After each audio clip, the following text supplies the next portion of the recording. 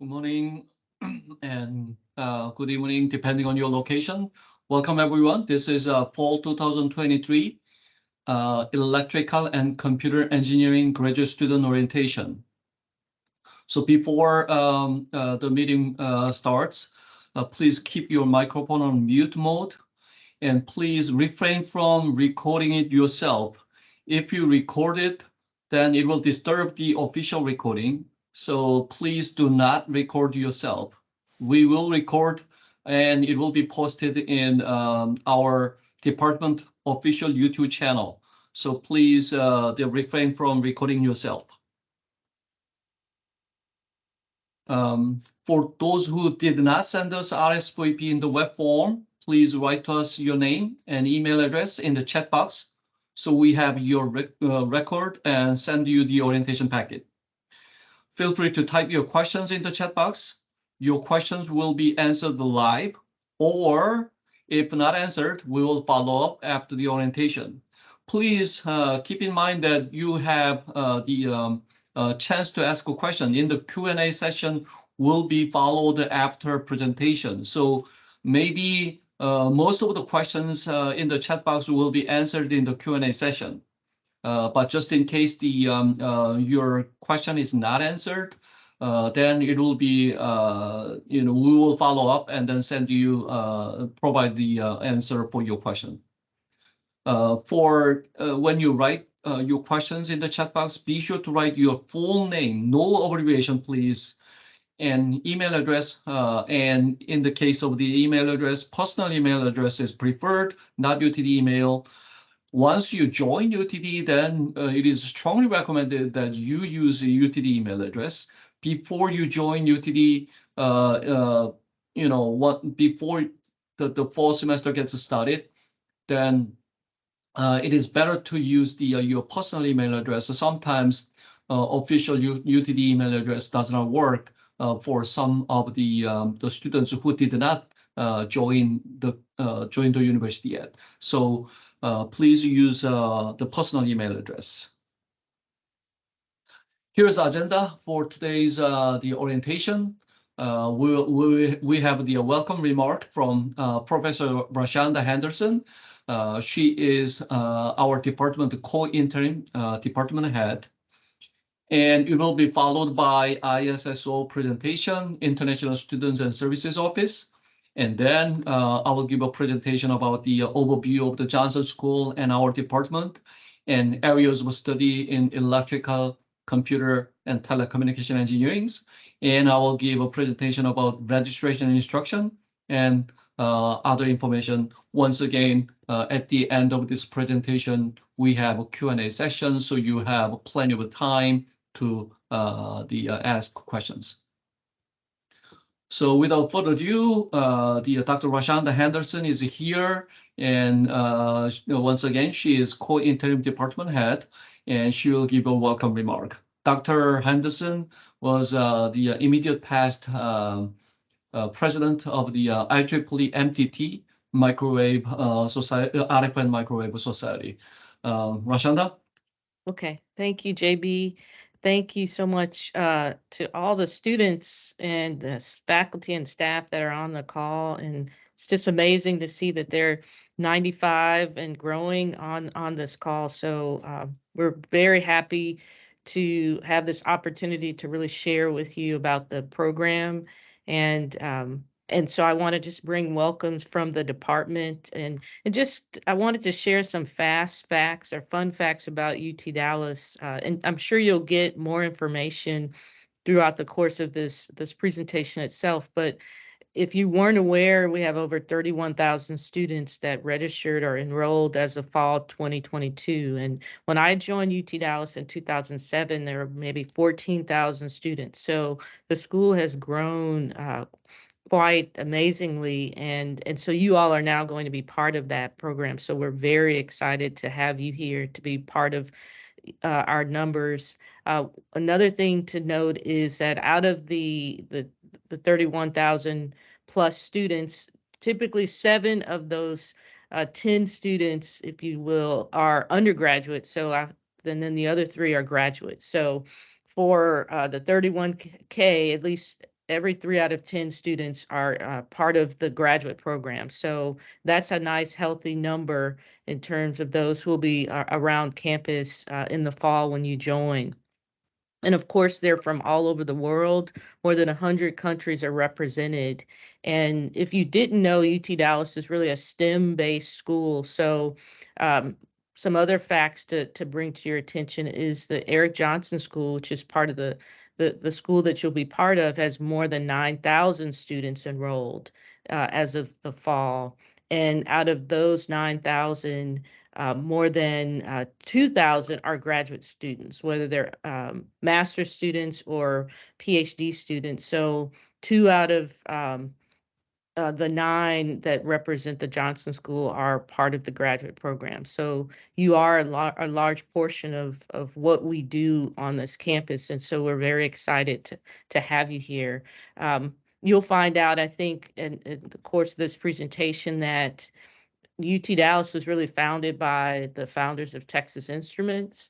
So they were focused on really developing a set of students that could then become part of their company. So with that in mind, the faculty that you'll interact with have also worked in industry. And so they not only bring to your classes information about the fundamentals, but also practical experience in the areas that you'll end up working in or being a faculty member, depending on what your desires are. So please take advantage of the resource that you have in our faculty, and there'll be opportunities to do internships, there'll be opportunities to do research with faculty, and so we just encourage those, even those who are doing, say, just a non-thesis master's, those opportunities present themselves, and so look into those, because it's what's going to make you an outstanding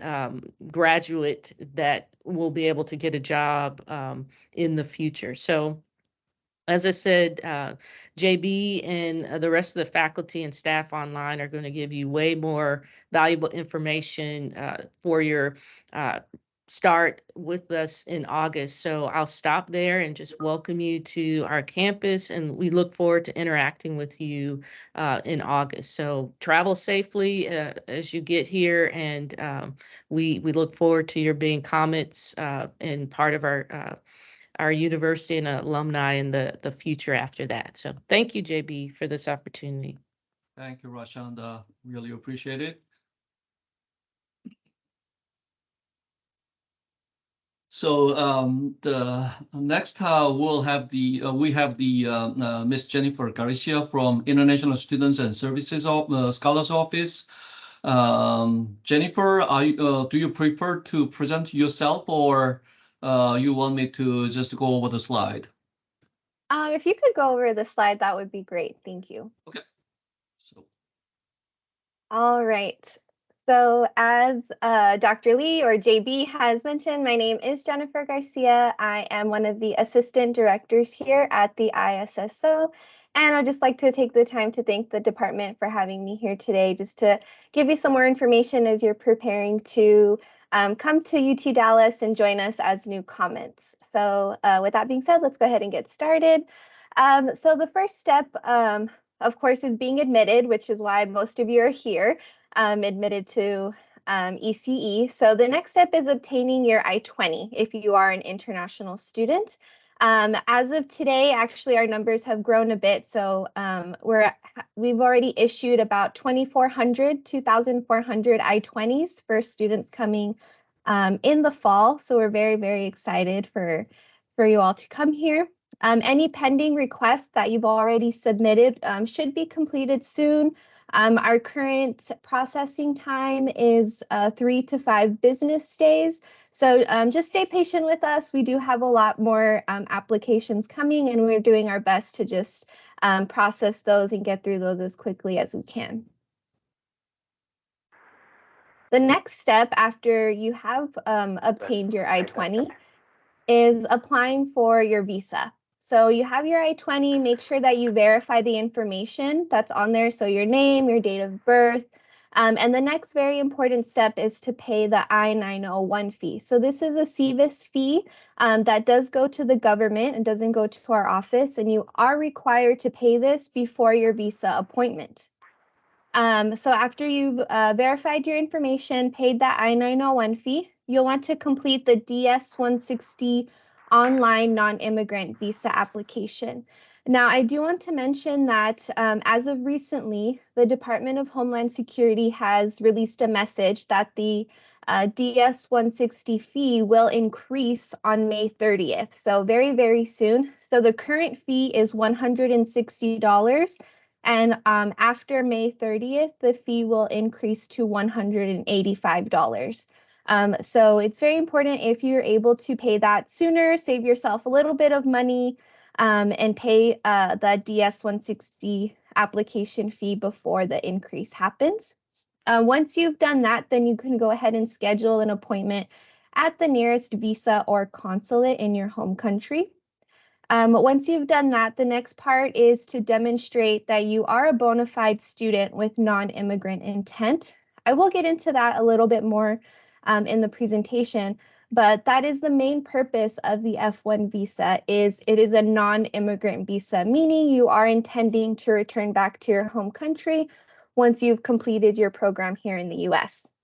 Also like to mention that as of February 2023, the Department of State did revise its policies. So now US consulars officers can issue the visa up to 365 days before your program start date. Previously, it was 120 days.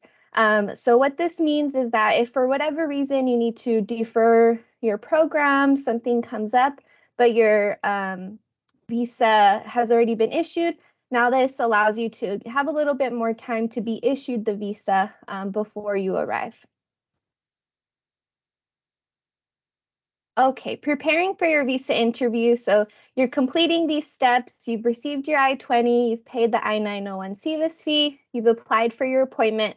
What is next? So next, you're going to want to gather your documents. We have a very thorough list on our visa application website in which you can just review the documents that you'll need to take with you to your visa appointment.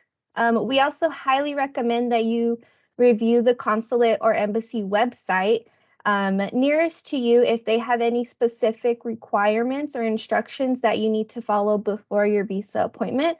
Every US consulate and embassy is a little bit different, so go to their website, see if you need to prepare anything in advance. Next, you'll want to prepare for those interview questions. Now, it's hard for us to know or to say what questions you will be asked, but for the most part, they stay within the realm of these topics, which would be academics. So they'll ask you, why did you choose UT Dallas? Why did you choose your major in computer engineering? So you want to be prepared to answer those types of questions. They'll also ask you a little bit about your financials. Did you receive a scholarship? Who's going to support you? So be prepared to have those documents ready to show, as well as prepared to answer those questions. They'll also ask you, could ask you about your immigration history. So have you been to the US before? Do you have any family members currently living in the US? Where have you traveled? As well as asking you about ties to your home country. So this brings us back to that non-immigrant intent. And as I mentioned, as an F1 visa holder, you intend to return to your home country at the end of your stay, so at the end of your program completion. So it's very important that you demonstrate some strong ties to your home country, whether this means you have a job lined up afterwards, you have family that's remaining in your home country. So that's the main thing that the US consular officers are looking for, is that non-immigrant intent. So during your visa interview, be honest, of course, be confident, and communicate clearly. If you seem very nervous or you can't really answer the questions, this may harm your potential of receiving the visa. So practice some of these questions, the topics, so that when you do arrive at your visa interview, you're confident, you're communicating clearly. And then finally, If you could submit the visa update e-form and iComment, this just lets us know what your situation is, if you've received your visa, if you are under administrative processing, or if you were denied. We go ahead and provide you with a little bit more information on the next steps of what you should do. Next is traveling and being admitted to the US. So you cannot arrive more than 30 days before your program start date. This is indicated on your I-20. So if you're unsure, go ahead and review your I-20 to see the earliest start date. You also want to be prepared with documents and questions at the port of entry. So similar to your visa interview, you want to be prepared with some of the similar documents, but the main ones are going to be your I-20, your passport that contains your visa, and then if possible, your admission letter, just some things so that they know that you are coming in as an F1 student.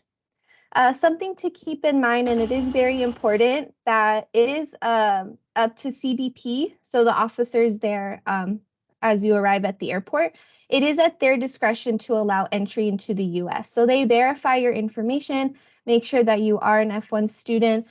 So it is up to them to allow you to enter into the US. So with that being said, it's important to plan ahead. If for whatever reason they need to ask you additional questions, look more into your record, this can cause a delay in travel time. So you'll just kind of want to give yourself a little bit extra time in between your flights so that you're prepared and don't, you're not running through the airport or you don't miss a flight coming here to UT Dallas. Registering for classes, you'll get some more information from your department in a bit, but it's important that you check for holds in Galaxy, whether they relate to your department or not. Registering does create a financial commitment, so if you are unable to obtain your visa and arrive on time for your program, but you've already registered, it's very important that you drop your classes if your plans change, as you would be committed to the registration that you already obtained. And it's important that you communicate with the appropriate offices. So of course, with your department, with the ISSO as well, letting us know that you'll need to defer your start date to a future semester. Finally, something to keep in mind with being an F1 student is knowing your enrollment requirements. So as of spring 23, UT Dallas will no longer have COVID-19 related operational adjustments. So what this means is that we're going back to the regulations pre-COVID in regards to enrollment. So this means that going forward, only one hybrid or online course can count towards your full-time enrollment each semester. So as graduate students, as an F1 graduate student, you must enroll in at least 9 credit hours in the fall and spring semesters, unless you've been approved by the ISSO for a reduced course load. An example of this for a graduate student is that you're required to take the 9 credits to be fully enrolled. And at least 6 credit hours need to be face-to-face. So hybrid courses are considered online courses. So this is important to keep in mind as you are beginning to register for classes. Look at your schedule, that there are certain requirements that you must fulfill as an F1 international student.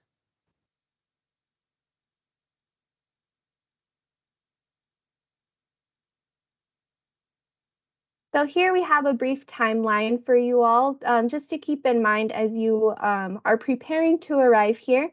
So June 22nd, it's a very important date, as I mentioned, that I-901 fee. So by this date, if 30 days before your program start date, if you do not pay the I-901 fee, your CVIS record will be canceled. So it's very important that you do pay that I-901 fee as soon as possible. You'll start receiving communication from our office 60 days before your program start date, reminding you to pay that fee. And again, 30 days before your program start date, if you still have not paid it, your record will be canceled. The 30 days begins on July 22nd. That's the earliest date that you can arrive to the US. We do recommend arriving as soon as possible, as some of you might have assistantships, you have other requirements that you need to fulfill. So this gives you more time to adjust, get all your requirements done before the start of classes so you're not stressing and worried about all the things that you need to complete. July 23rd, that's one of our deadlines to complete the visa update e-form, just letting us know about your plans for the fall. And then, of course, as I'm sure you're all aware, August 21st is the start of classes. So by that time, you'll want to make sure that you have completed the new student check-in requirements. So that includes attending our F1 maintaining status workshop, updating your address in Galaxy, and then submitting your immigration documents. The latest date that we can possibly recommend is August 28th, although it's very highly discouraged that you arrive late for various reasons. There's a large risk in you arriving late, especially at the port of entry.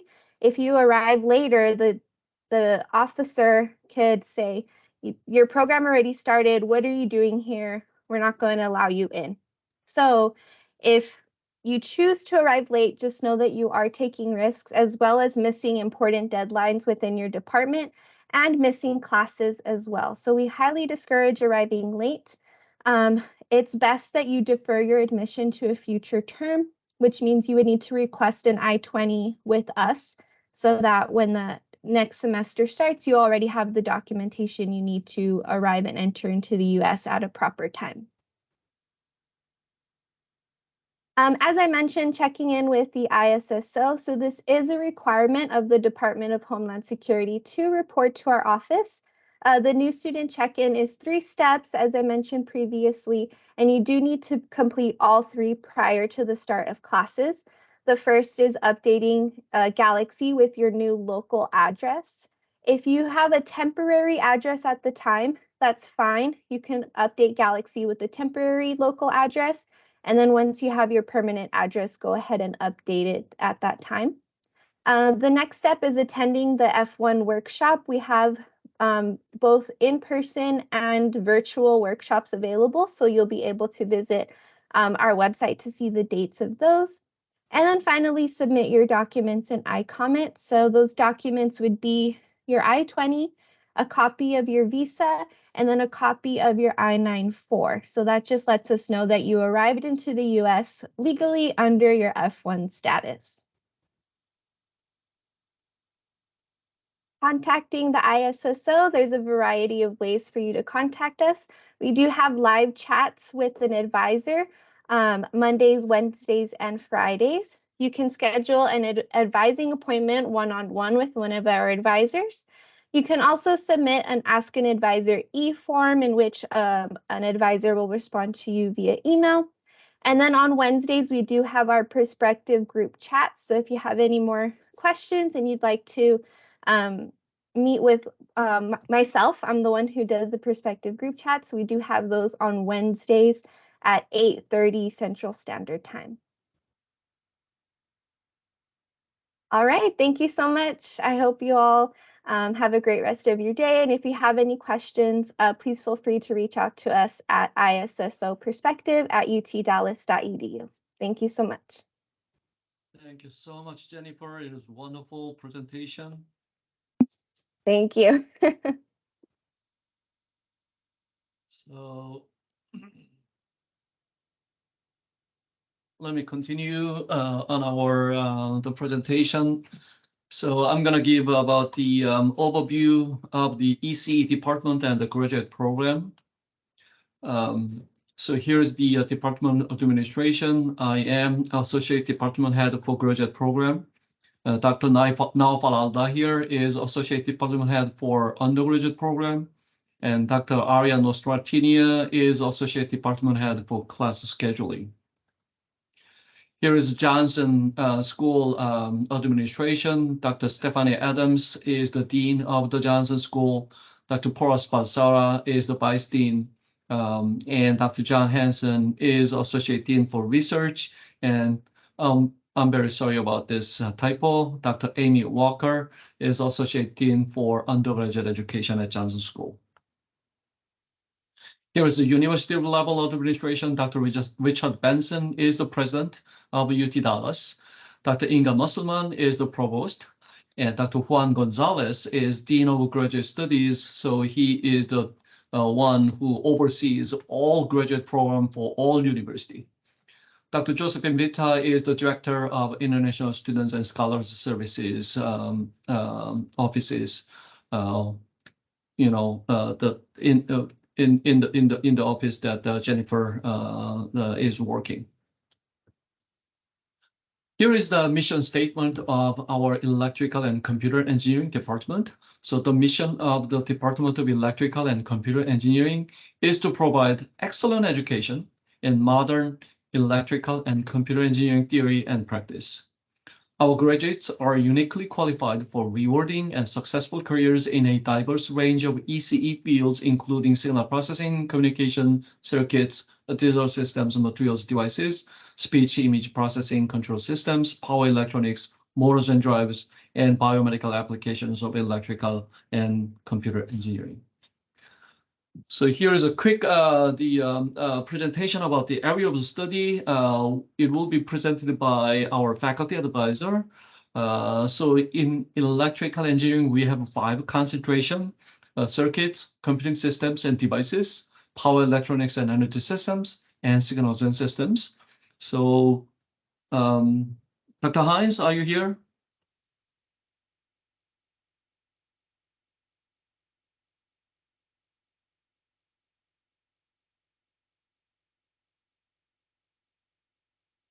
Matt?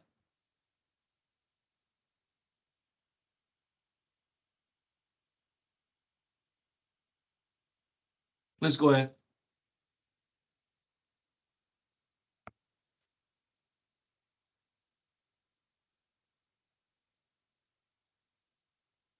Okay. Hello, I'm here to introduce the area of the circuits concentration. So in the circuits concentration, the focus is design and analysis of advanced electronic circuits. There are essentially 3 core courses that are required in this area to give a flavor for both digital design, analog design, and RF microwave circuits. Aside from that, there are a long list of elective courses that allow you to develop your skills in any area or a combination of those areas. So, and you can see of the listing here. So this is a very popular concentration. There are a lot of excellent faculty in this area. There are also quite a bit of research opportunities and companies that actively hire in these areas. They come to our job fairs. Several of them are local, such as Texas Instruments, Corvo, and some other companies. And they have a long track record of hiring our excellent graduates. So the next area is devices. So for devices, this is focusing more on the fundamental building blocks that go into electronic circuits and systems. And these are semiconductor devices, a lot of other electronic devices such as MEMS and optical. And the courses focus on the principles behind those, such as fields and waves, quantum electronics, and the semiconductor processing technology itself. Again, there's several electives to choose from, and a lot of those students end up taking some of the courses that were mentioned in the circuits area to boost their systems knowledge. Next, please. And so we have a lot of excellent faculty in this area that are pioneers in the research and development of novel devices and structures. And again, there's a number of companies that highly desire these skills in the areas of device processing. A lot of them have fabs locally, such as Texas Instruments, Corvo, and in the recent industry, development and huge investment in semiconductor device manufacturing has made a good market for graduates in this area. Please. Lastly, in power electronics, this is another exciting area, which is certainly very relevant and an emerging area in when it comes to energy creation, distribution, things of that nature. And we have core courses in this area that cover the fundamentals of those key areas.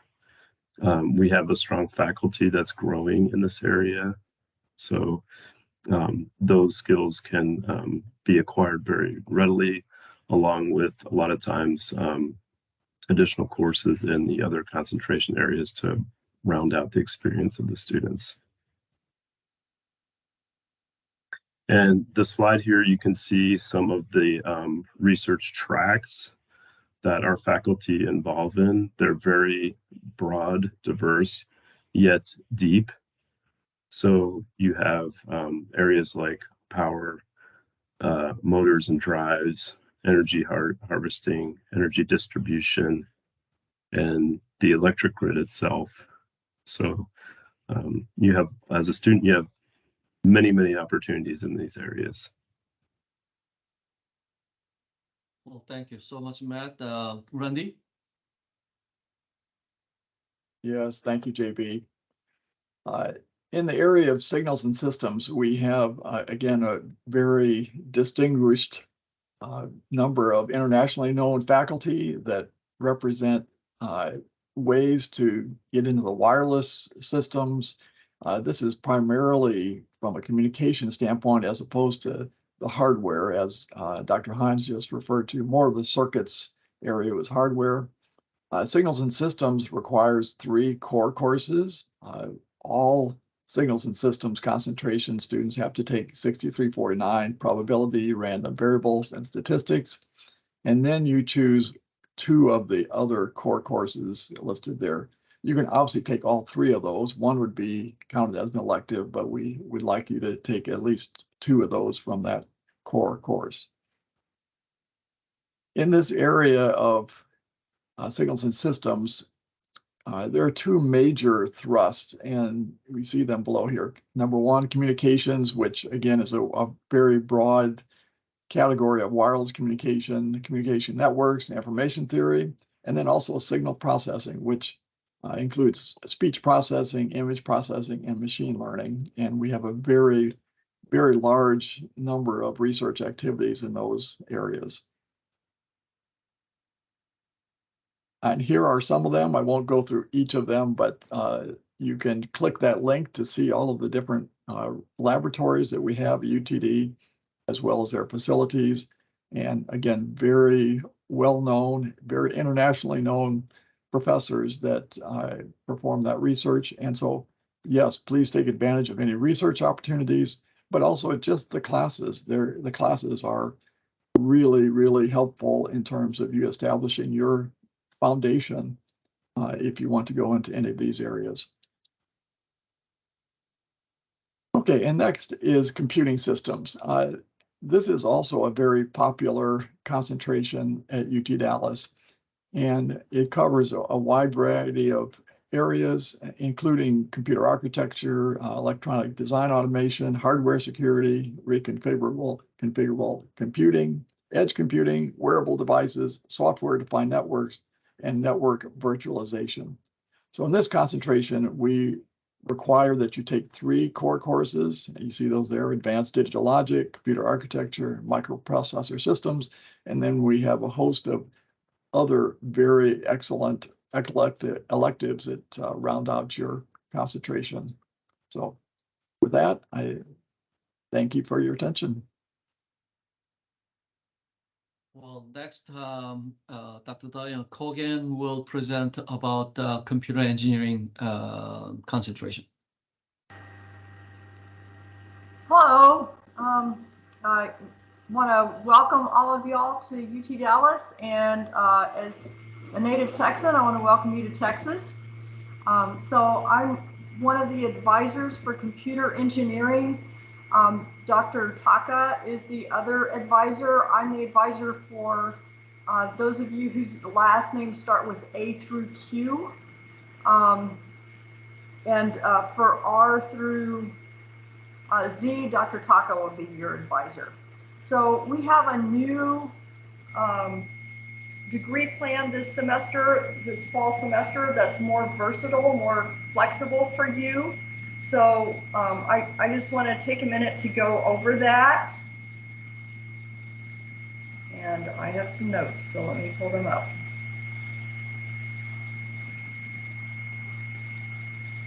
Okay, so you can see on the slide the new degree plan, and you can see that there are 3 options that you have. There's applied machine learning, or embedded in VLSI systems, or none that you can choose from on this degree plan.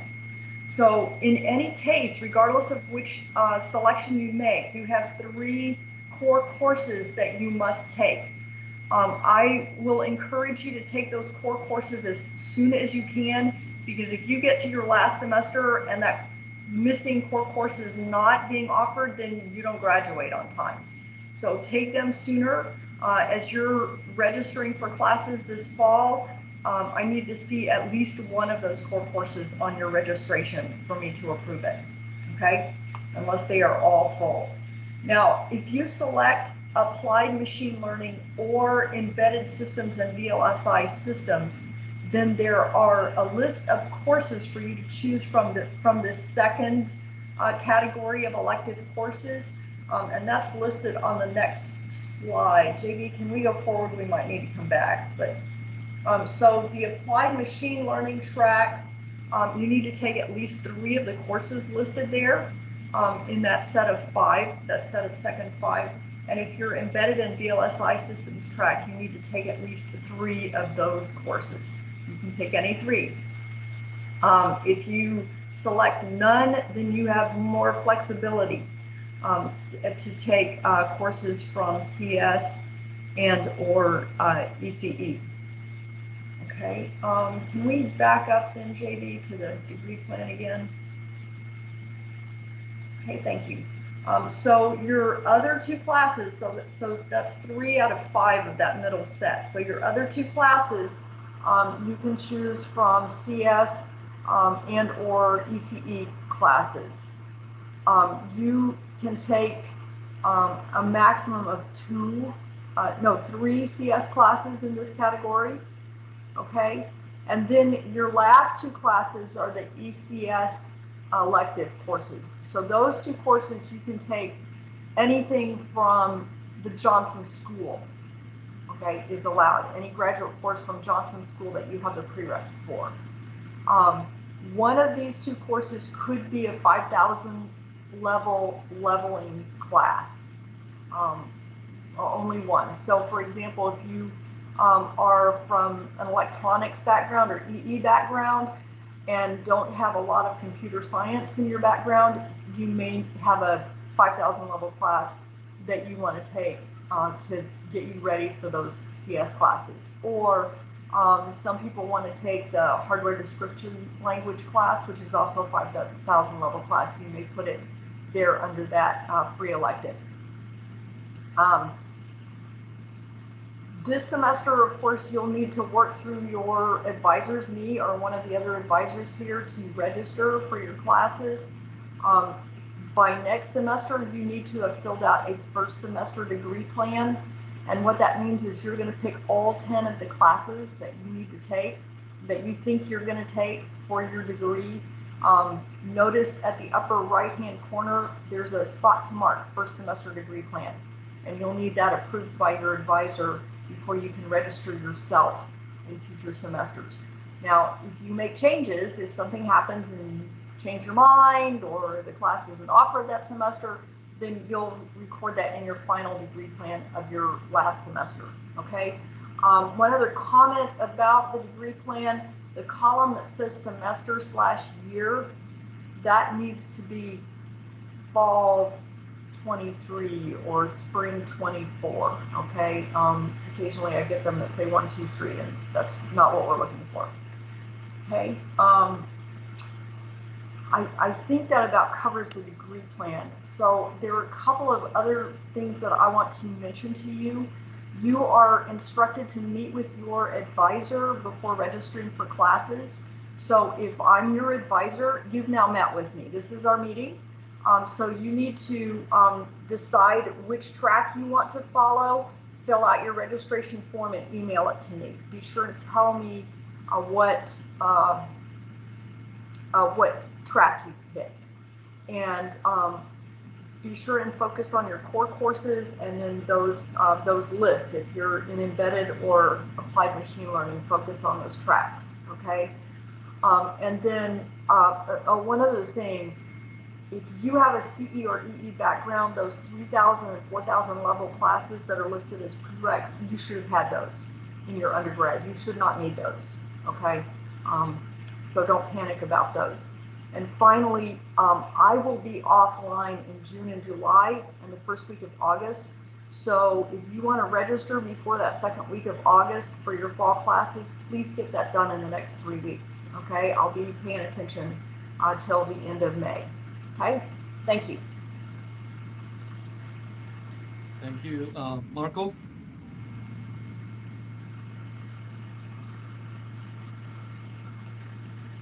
Good morning, or good afternoon, or good evening, everybody. Welcome to ECE. So, as Diana, Randy, and Matt, I'm one of the advisors. And as Diana said, I advise students partially in CE and in telecommunication engineering. Telecommunication engineering is set up similarly to CE, in the sense that it is across departments in a way. So telecommunication historically has been across EE with hardware and CS with software, firmware, protocols, and various algorithms. And as you can see, the setup is very similar to all the other concentration areas. You have a set of core classes, then you have guided electives, and then you have general electives. For telecommunication engineering, you have a total of 5 core classes, which are on the slide here. Again, as you can see, it's a mix of more typical electrical engineering classes and computer science. And after you complete those, and again, as Diane was saying, recommendation is try to take care of core classes as soon as possible. One reason you don't want to leave them at your last semester where anything happens with a class not being offered or problem with grades will delay your graduation, as well as those core classes are typically prerequisites for more advanced classes that you might want to take. So by taking care of core classes as early as possible, you have a wider set of options for your electives.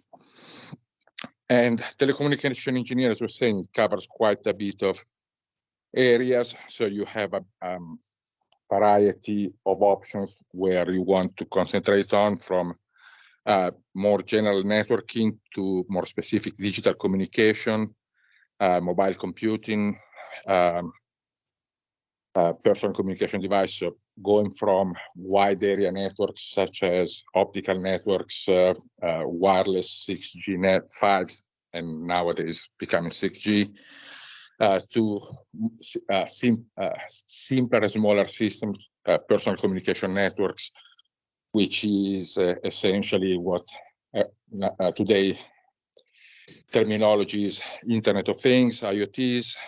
Software-defined network is the newest paradigm that is being used in network, where networks are not static anymore, but they can be more flexible and set up in a software-like manner to software virtualization, which, among other things, includes all the various forms of data center and cloud computing that are very popular.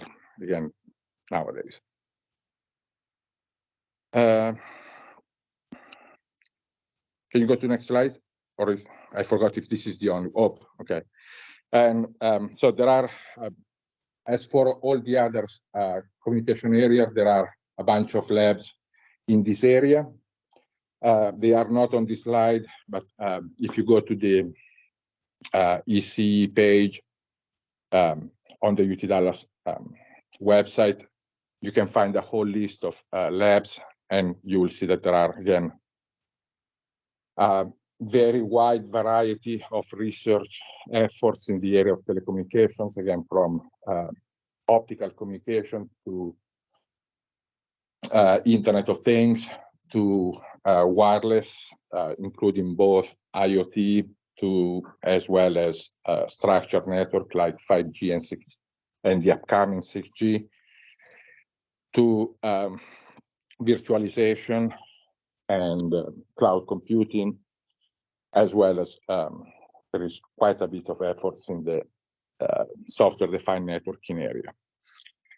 And as Diana was saying, I'll be the advisor. So for your first semester, you will need to get in touch with me to get your first 3 semester approved, first 3 classes approved for your first semester.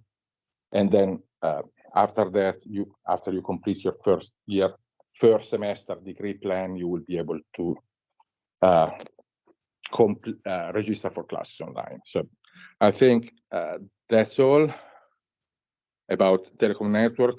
And again, I will be your advisors. You have my contact information in those slides, so feel free to reach out if you have any specific questions. Thank you so much, Dr. Taka. So let me continue on this presentation about the graduate studies at UT Dallas. So as the 4 faculty advisors presented, there are 3 graduate programs. In master's level, we have computer engineering, electrical engineering, and telecommunication engineering. So computer engineering, we have 2 concentration and a choice of none for computer engineering. For MSCE, 30 semester credit hours are required. And I'm sorry about this typo. This is 9 core semester credit hours, 15 semester credit hours, and 6 credit hours ECS electives. MSCE 5 concentration, again, same 30 semester credit hours required, 9 core semester credit hour, 18 semester credit hours from EE electives, and 1 course from any department from Eric Johnson School. Telecommunication engineering, we have, again, 30 semester credit hours requirement, 15 core semester credit hours, and 12 semester credit hours from advising list, and 1 course can be taken from any department in Eric Johnson School. If you so choose for masters with thesis, then the requirement is, again, 30 semester credit hours, but it requires the research hours, so 12 semester credit hours of research for EE, and CE 6 semester credit hours, and TE 9 semester credit hours instead of taking the regular organized courses. And for MS thesis option that requires written thesis submitted to graduate school is needed. Your degree requirements are outlined in the graduate catalog very well. So you receive this orientation packet. All this underlined text is hyperlink, and you can go directly to the web page or web form or PDF form. So if you click this, then you can go to graduate catalog. Okay. So your program core and your overall GPA must be a minimum of 3.0 to be eligible to graduate. If you get 3.0 or lower GPA, then you will be placed in academic probation, and not having an overall 3.0 GPA for 3 consecutive semesters will result in being dismissed from the university. It's very rare, but it's not zero. We have seen a few students dismissed from the university, but because of the not maintaining 3.0 GPA for 3 consecutive semesters. So please be sure to maintain your GPA higher than 3.0, and it should be 3.0 or higher for overall GPA and your core class GPA and your program GPA. The ECE Graduate Program Office will conduct audits of your degree plan. We'll talk about the degree plan a little bit later. Once again, this is a hyperlink. And every concentration has core courses and elective courses as faculty advisors presented. So choose your classes carefully to maximize learning and graduate on time. And perhaps you do not need to read this, but if you have to, then there is official rules of the university about the graduate program here in UTD policy 1052 is here. So here is an example of the degree plan. Well, let me skip this. And this is the degree plan for MSEE. So circuits concentration here and signals and systems concentration here, just showing the 2 example. As faculty advisors presented, 3 core courses for MSEE, 3 core courses MSEE, and 6 advising list of EE elective courses.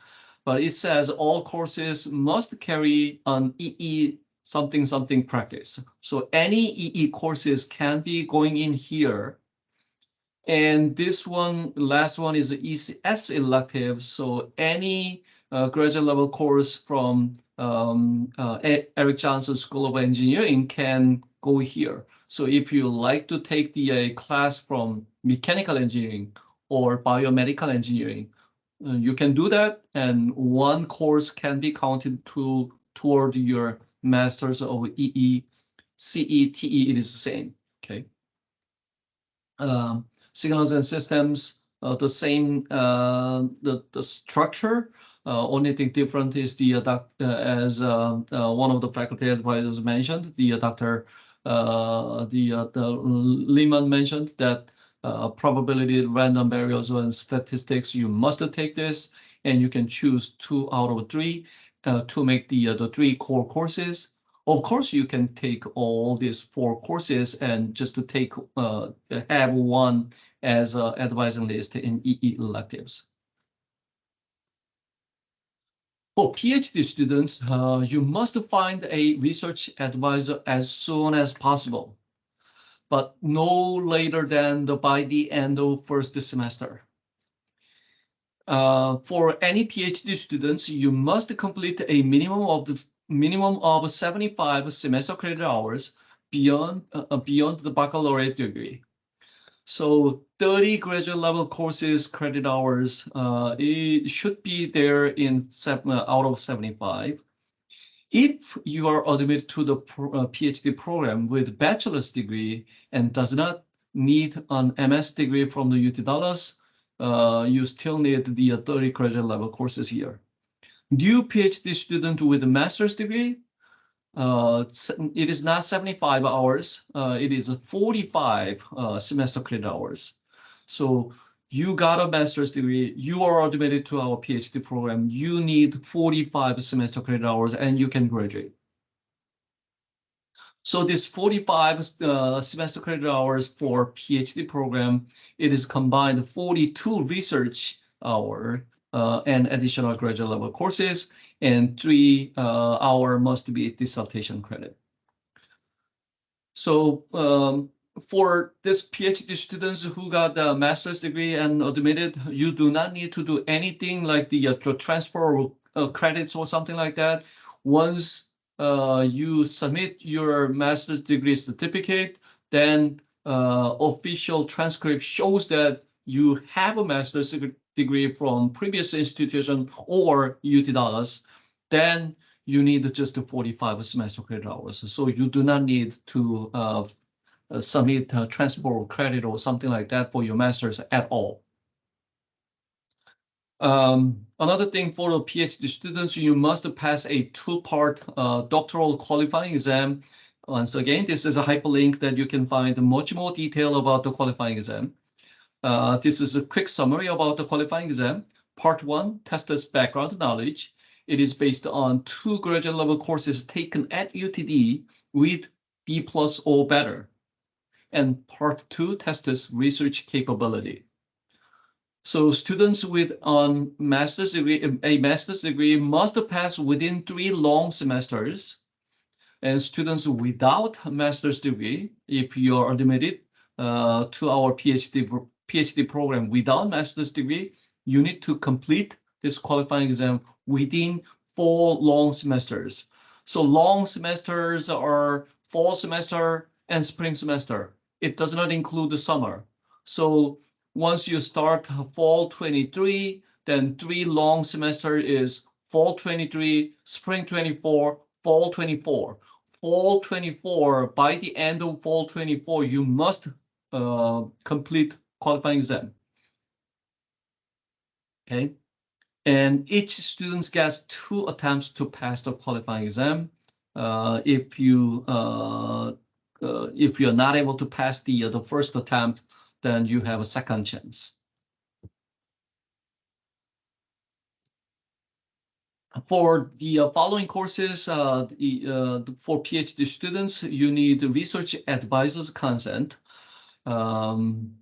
So all graduate level courses, whichever courses that you want to take, your research advisor is your advisor.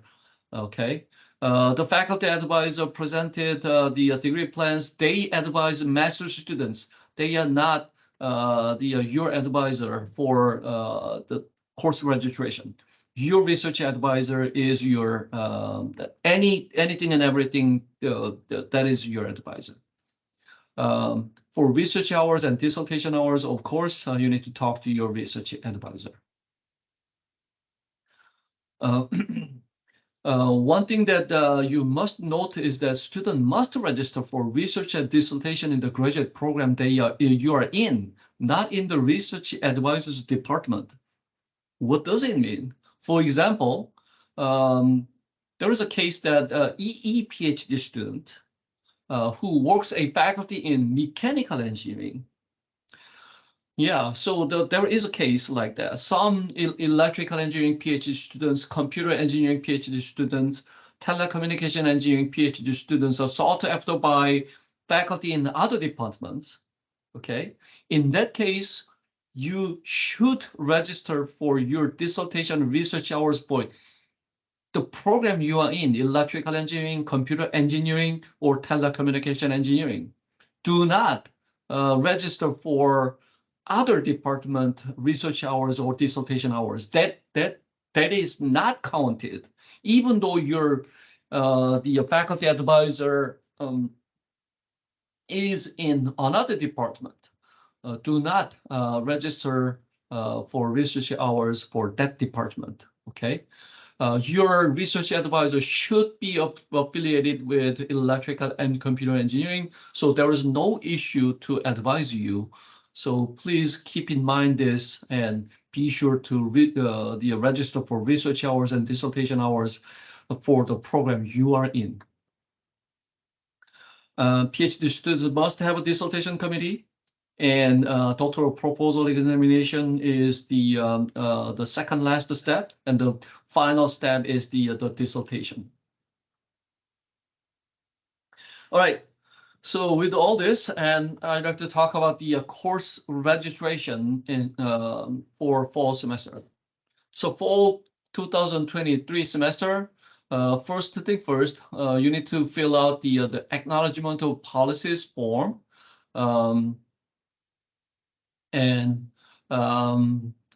So once you complete this online form, then registration process starts.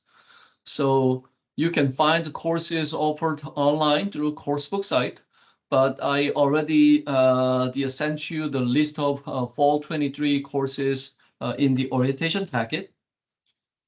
And you can fill out the registration, add drop, and withdrawal form. Once again, all these underlined texts are hyperlinks. So you can click and then you can go to the form. But once again, the form is provided in the orientation packet as well. Once you fill it out, then you can make an appointment with your faculty advisor and get advised and approved by the faculty advisor. And then if your master students find your advisor by your first letter and last name, I will show you in the next slide. And PhD students and masters with thesis option students, your thesis advisor is your advisor, okay? And PhD students, if you do not have advisor yet, then I can be your temporary advisor, but it is strongly recommended that you get your advisor as soon as possible.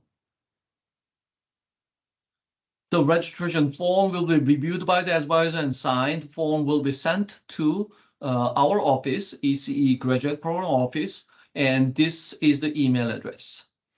So it should be sent by email to this address, and you will receive acknowledgement email about your course registration once course is registered. For first semester, for any admitted students, you cannot register on your own, okay? We want to be sure that you have the correct plan and you're following the correct procedure, and you cannot register on your own. So here are masters without a thesis, with non-thesis option master students. Here are faculty advisors. Dr. Randy Lemon is advising any EE students, masters in EE students, no thesis, A to K last name. Dr. Matthew Hines is advising Masters of Electrical Engineering students, last name started with L to Z. Dr. Mark Otaka taking care of the all telecommunication engineering master's level students and Masters of CE with last name starting from R to Z. Dr. Diana Kogan, and she is taking care of the Masters of CE, any student's last name starting with A to Q. So you can email your advisor to make an appointment, and email addresses are here. In the graduate program office, we have the wonderful staffs. Miss Patricia Williams, she is taking care of the application and admission. And Mr. Joshua Esparza is taking care of any advising need for master's and PhD at any level, all three programs, EE, CE, TE. Any students last name started with A to K, Mr. Esparza is taking care of it. And Miss Kimberly High advises any students starting last name starting with L to Z. Here is the registration form. You first need to fill out your name, and then you need to put your UTD ID. That UTD ID is number ID. Okay, do not. Some students are trying to fill it out with the email ID. This is numbered ID, not the email ID. Please be sure to put the year here, fall or spring. So of course this is fall 23, so it should be fall 23 here, okay? And for this registration form, you need to mark R for registration. And there is 5-digit class number. We call it call number. And the list of courses that I provided in the orientation packet, it has all these 5-digit call number there. You need to put the call number and subject prefix like CE or EECT, EEMF, or whatever that is. The subject prefix should be there, and course number should be here, and section number 001, 002, or 501, something like that. And credit hours, typically it is 3. And then of course, you sign it and bring it to your advisor, and you can get your advisor review this and then sign it. So most commonly, you know, 9 semester credit hour registration for fall semester and spring semester is common. And so you have these 3 courses filled out in one form. So we strongly recommend you to register now for fall 2023. And so high demand courses fills up quickly. And after attending this mandatory orientation, you can fill out online version of the acknowledgement of policies form. Then the university will remove temporarily all current holds like admission holds, tuberculosis holds, ISSO holds, or something like that, and allowing international students and domestic students as well, of course, to enroll in the same manner as the domestic students or current students. So if you face any issue of holds, please email us by emailing to here. Please do not email to your advisor about those. Email it to here. Okay, so this email address. Do not email to me. It should be emailed to this address. Okay, then the holds will be discussed with the other department if they can remove it. And once they remove it, then your registration will be moved forward. Once you registered courses and then you arrive to campus, then official document, you must submit your official document after admission. So UTD does not accept the transcripts via email unless it is coming through a authorized third party like parchment. And if your previous institution does not support an established electronic process to send the documents, then it is recommended that you provide official hard copies and in school sealed envelopes once you arrive. So please click here, the official document submission process, and understand the process. Well, some students arrive here and before the first day of the semester, you must submit all these official transcripts and official degree certificate, but they were not able to provide that. Then it is university rule that you are dropped off from all classes. Okay, your student status will be you will be gone away. So please don't treat it light. So you must submit official documents through the right procedure. There are some cases, some students and some foreign institutions, they were not able to provide degree certificate before our semester starts. In such a case, that you can let us know and we can inform and work with other department division of the universities, and we can extend the deadline. But do not ever forget it. In the second semester, there is no, the exception, and you will be dismissed from the university right away. So please be sure to submit official documents in proper way. The handling holds before the semester starts. You need to remove all these holds before the first day of the semester. Okay, even though you registered for classes now, of course you're registered, you're good. But once you arrive here, then you need to take care of the other holds like the admission hold that is typically official documents, and TB holds. You need to provide the tuberculosis test results, and International Students and Scholars Office also have some the holds. You need to take care of all those before the first semester, first day of the semester.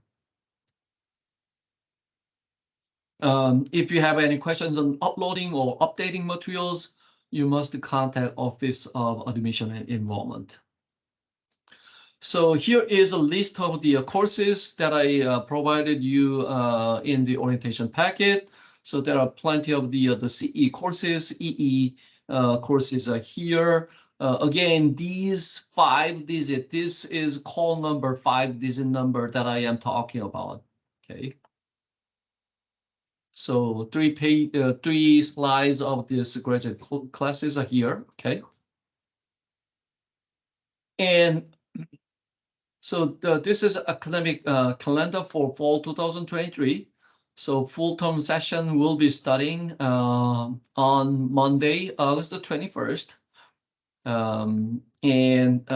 Because the Monday, August the 21st is the first day of the semester, you can arrive after July 22nd. I'm sorry, this should be July 22nd. July 22nd and on, you can arrive if you are coming from foreign country. The last day for regular registration is a few days before the first day of the semester, that is Thursday, August the 17th. So please be sure to register. If you do not register now and for some reasons, please be sure to register before August the 17th. After this date, you can still register. So that will be considered as late registration. But there is a late registration fee, $100 additional fee of late registration. So please be sure to register early to avoid this kind of fee. Master students need to discuss your degree plan with your faculty advisor. So find your degree plan for your concentration. And well, I already sent you all degree plan in orientation packet. So you can click it here to go to web page and find it, but it is all in the orientation packet already. Okay, so use that the degree plan in the orientation packet and you're good. So you need to submit the first semester degree plan by the end of the first semester. But it is strongly recommended that you submit this in the first meeting with your faculty advisor for registration. Okay, so well before the first semester starts, I recommend you to submit the first semester degree plan. Degree plan is not a binding contract. The first semester degree plan is not a binding contract. If any change in degree plan or change in concentration, you do not need to submit a revised degree plan every time. Just like the Dr. Kogan already explained. So if necessary, you may consult with your faculty advisor, but you can change your mind and you can change your choice of courses written in the first semester degree plan. The binding contract is the final degree plan.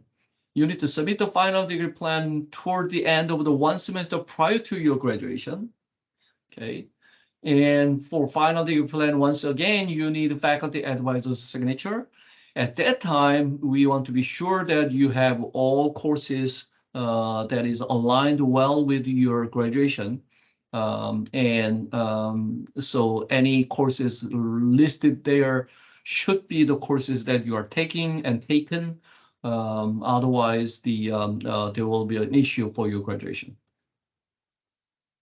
For PhD students, other than degree plan, actually PhD students use so-called milestones agreement form.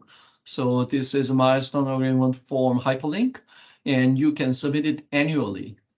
For summer and fall admitted PhD students, you need to submit this milestones agreement form every year, the third Tuesday of October. Of course, this should be signed by your faculty advisor. So this is a registration for first semester, but for registration for subsequent semesters, you can register on your own. Okay, so you do not need to contact us, our program office or graduate program office or faculty advisor. You can register on your own. Of course, if you have any questions, you can contact your advisor. Okay. And early registration is strongly encouraged, and be sure to take care of any holds before registration. If there is a hold, then you cannot register yourself. And so always look at your the degree plan. Please keep the degree plan for your record okay?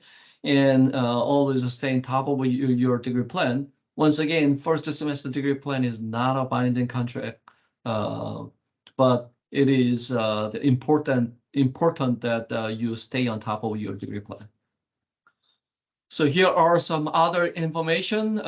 Jennifer already presented about the ISSO, and UTD ISSO hosts International Student Orientation, and this is mandatory.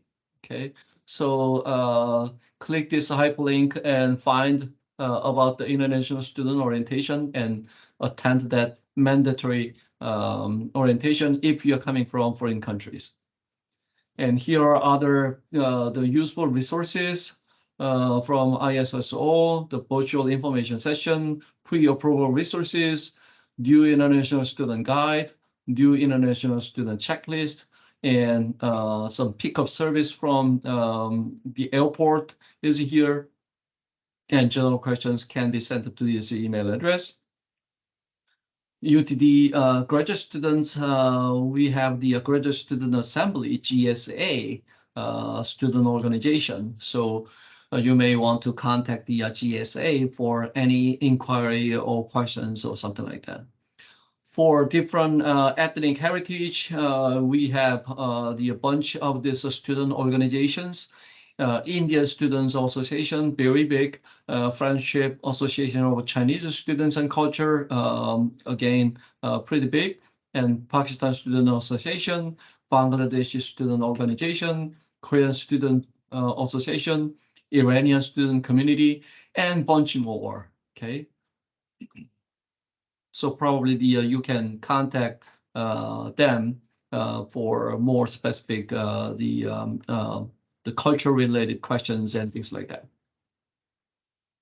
If you are chosen as TA or RA, it is the university rule that all TAs and RAs must be physically present on campus, and remote work is not allowed. And TA appointments are yearly basis, and priority is given to PhD students, and faculty support is crucial. And RAs are awarded by faculty member depending on their research funding. And TA and RA must register 9 semester credit hours in long semesters. And for summer, must register 6 credit hours or more, but not every year. For this summer semester, it is not required to register. And all TA and RA related documentation and timesheets and alumni support must go to this email address, not our graduate program office. So this email address is the one centralized email address for TA, RA, timesheets, and alumni support. We have a bunch of the fellowships available in Eric Johnson School. You can click here in this hyperlink and you can find the fellowships, and our fellowships are merit-based. There is no need-based fellowship, no need-based scholarships. So, and there are a lot of fellowships available. Students sometimes neglect this and ignore this at all, ignore this, but there are good fellowships available. So if you think you're qualified, if you maintain good academic performance, we encourage you to apply for fellowships. And we have scholarships. So Johnson School Dean's Graduate Scholarship is available, and Pathways to Research Scholarship is available for a very, very small number of students. Johnson School's Dean's Graduate Scholarship, this usually come with tuition reduction to the in-state rate. So you don't pay out-of-state tuition, you pay in-state tuition. The scholarship amount is small. It is $1,000, but it comes with the tuition reduction. So please be sure to apply for this Dean's Graduate Scholarship if you did not. And this Dean's Graduate Scholarship application deadline is May 12th. Sorry about this typo, it is 23. This Friday. So this Friday is the last day of application. Application is required for scholarship. Okay, admission does not mean that you applied for scholarship. Separate scholarship application is required. Okay, so click this link and you apply for scholarship to be considered. And again, it is merit-based. So what I mean by merit-based is based on your academic performance. So high GPA and high GRE score, quantitative score are crucial factors for this scholarship. And this scholarship is mostly given to incoming master's students. So it is also awarded in rolling basis. So if you did not apply for it yet, then apply now. And deadline is May 12th, this Friday. After this Friday, this application is closed and no more acceptance for this scholarship application until next year. Some of the courses have prerequisites. If you feel that you have already taken prerequisite courses, then you can fill out the request for waiver form and prove that prerequisite was taken in the last 4 semesters of your undergraduate degree with a grade of B or better. And submit transcripts and syllabus of the equivalent course you took for review and approval to the instructor of the course who teaches the course at UTD. It is not to our program. It is instructor first, okay? And once approved by the instructor, then you can send the form to our graduate program office and we'll process the form.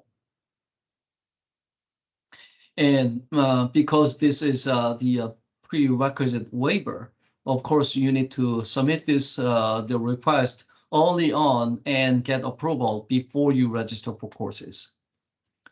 Without prerequisites is done, then you cannot register for courses that requires prerequisites.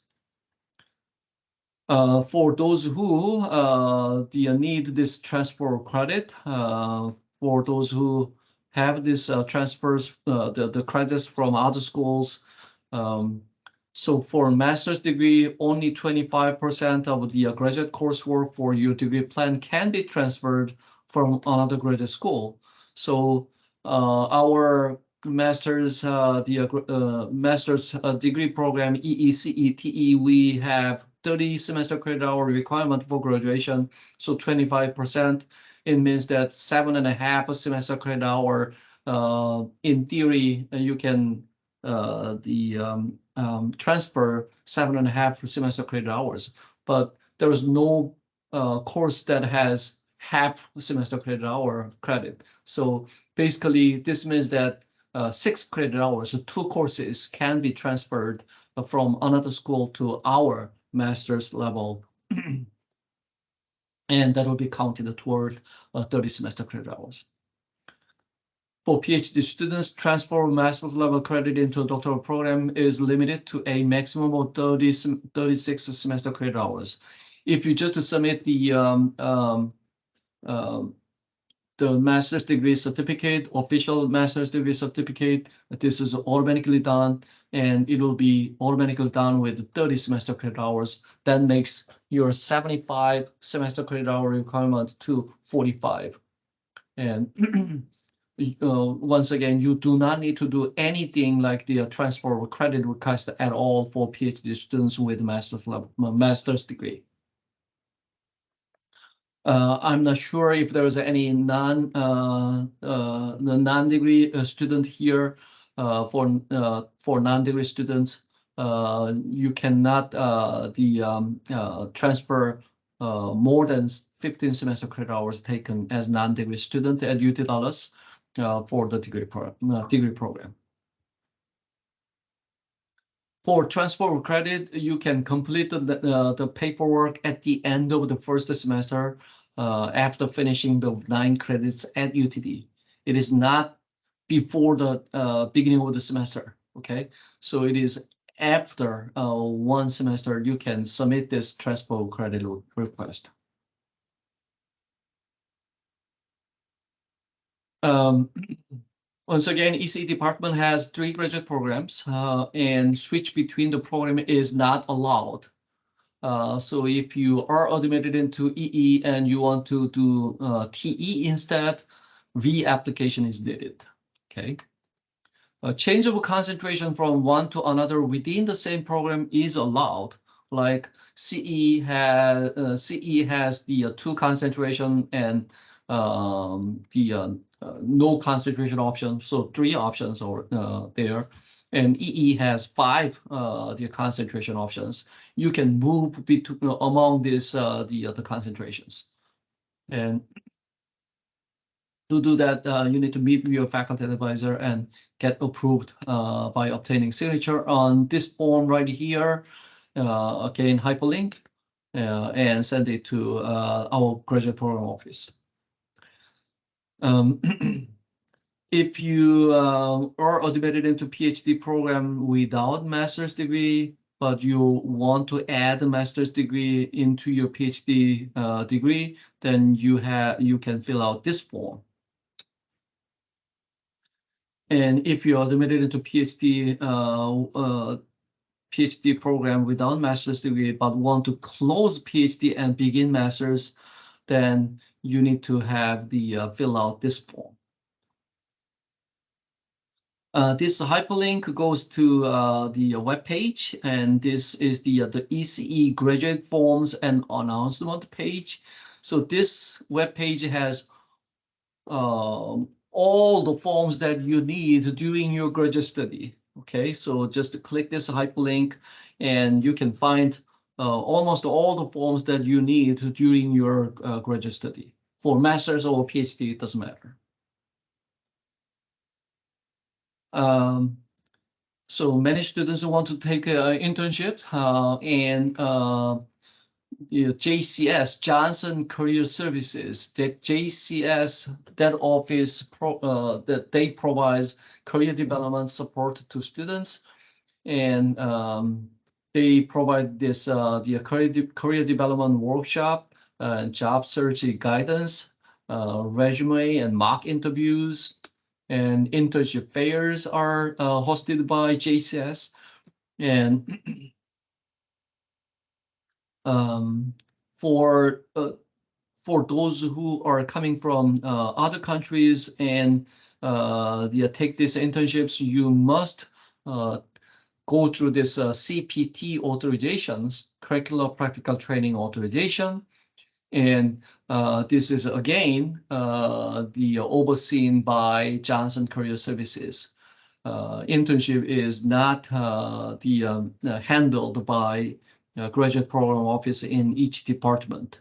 Johnson Career Services, centralized engineering school service office, they take care of all this internship, CPT, and OPT issues. Here I want to present the quick facts about the Johnson School. And ECE, we have about 9,000 students in engineering school. And in our department, the undergraduate program, we have 1,100 students, and master's and PhD, we have a pretty big the master's and PhD program, 300 and 200 students already. I briefly mentioned about the internships, and 2020 and 2021, 115 students took internships.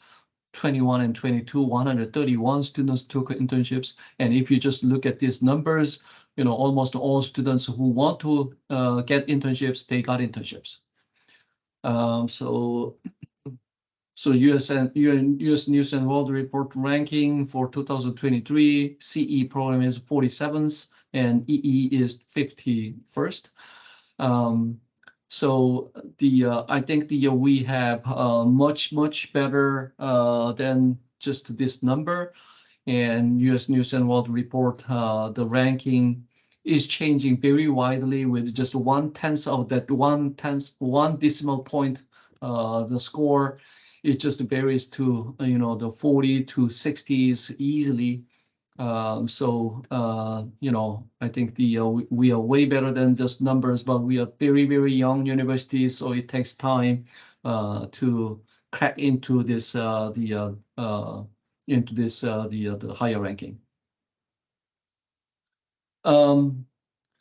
So our top employers for our graduate students, Intel is number one. Amazingly, 183 students from our graduate program. 183 students were hired by Intel for past 7 years. So this is very, very big number. And the second largest employer is Qualcomm. And then it is followed by Apple, AMD, Qorvo, Skyworks, Microchip Technology, NVIDIA, Xilinx, and so on and so forth. And all these companies, highly they welcome our graduates. Here I want to share the quick fact, one more quick fact, that this is the federal government ICE, Immigration and Customs Enforcement data. This is 2021 data, and what it shows is it is number of students participated in optional practical training program in STEM. And we are second in the nation, right behind Northeastern University, and in terms of number. So this shows of course, this is all STEM, the science, technology, engineering, math. And as Dr. The Henderson mentioned, that we are a STEM-focused school. UT Dallas is a STEM-focused school. So this is how large our program and how well they are received by industry for our graduates. The fact is that the UTD has been used to be number one. We were ahead of Northeastern University, but recently the Northeastern really picked up, and they surpassed us. But we are always number one or number two in this the data.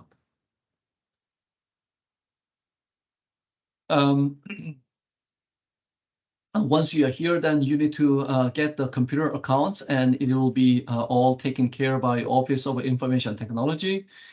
And once you are here, then all official communication will be through utdallas.edu email address only. Please do refrain from using your personal email address once you are here. And here are some computer labs information. And here are some information about academic dishonesty and plagiarism. And I want you to just go ahead and read it. One thing that I want to mention is that we have the laptop loaner program for new master's level students. For any students, any master's students coming in for fall 23, we have new state-of-the-art Dell laptops. It is purchased by the department. Okay, so it is more than $1,100 value. So it is good quality laptop. And if you want to borrow just check out this laptop, you can do so, and it will be distributed first come first served basis for any fall 23 and summer 23 new students. So let us know, and you can just email us in ECE Grad program at utdallas.edu, and we will provide the information how to check out the laptop. Our operation in our office, in ECE Graduate Program office, it is paperless. So electronic forms are used. So once again, you can find almost all forms in the forms page in our department.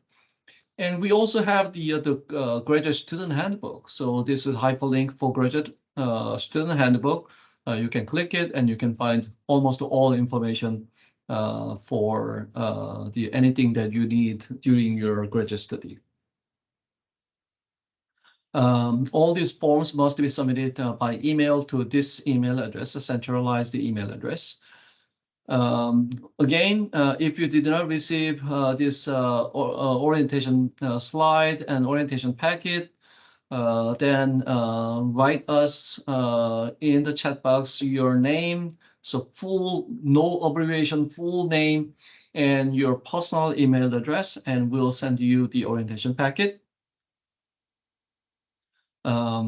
Also, for those who did not RSVP in the web form, please write your name and email address so we have your record.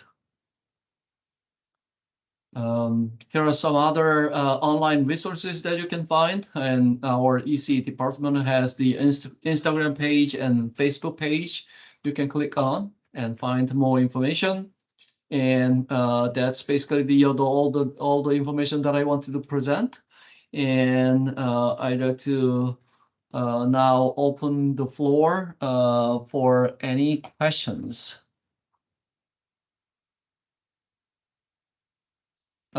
It's difficult for me to read chat box, so I'm not sure how it is answered live, but we will have that information and we'll follow up. But if your question is not answered in the chat box, then you may just turn your microphone on and you can ask a question now.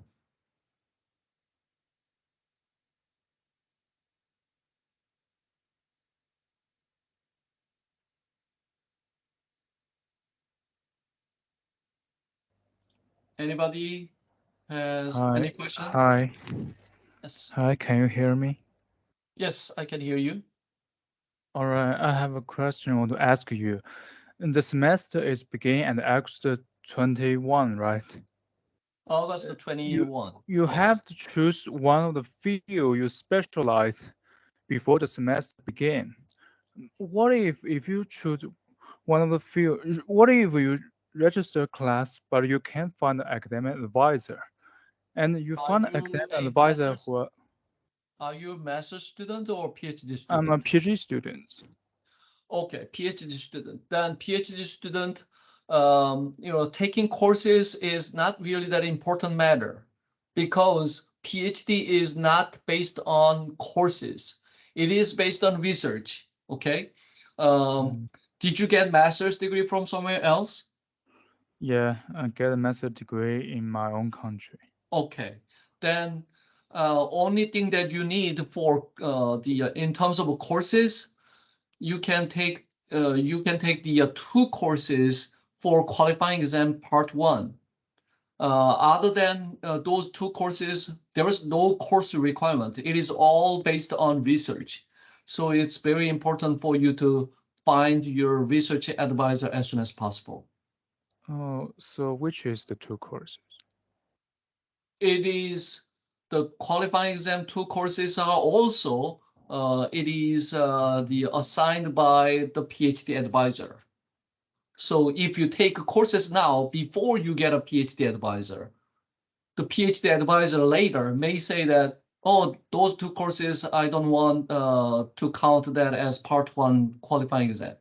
Then you need to take the other two courses. So PhD student getting an advisor is very, very, very important as soon as possible. But I still haven't found my academic advisor yet. So you need to put your effort and contact the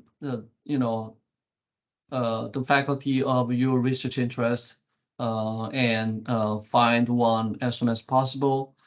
If you decide to come without advisor, I can serve as temporary advisor, but I am not advising anything about the research at all. Okay, so just keep that in mind, and you need to find your advisor as soon as possible. Before the semester began. As soon as possible, yes. Oh, all right. Thank you. Thank you anyway. Thank you for your question, Jin-Chan. Yeah. Any other question?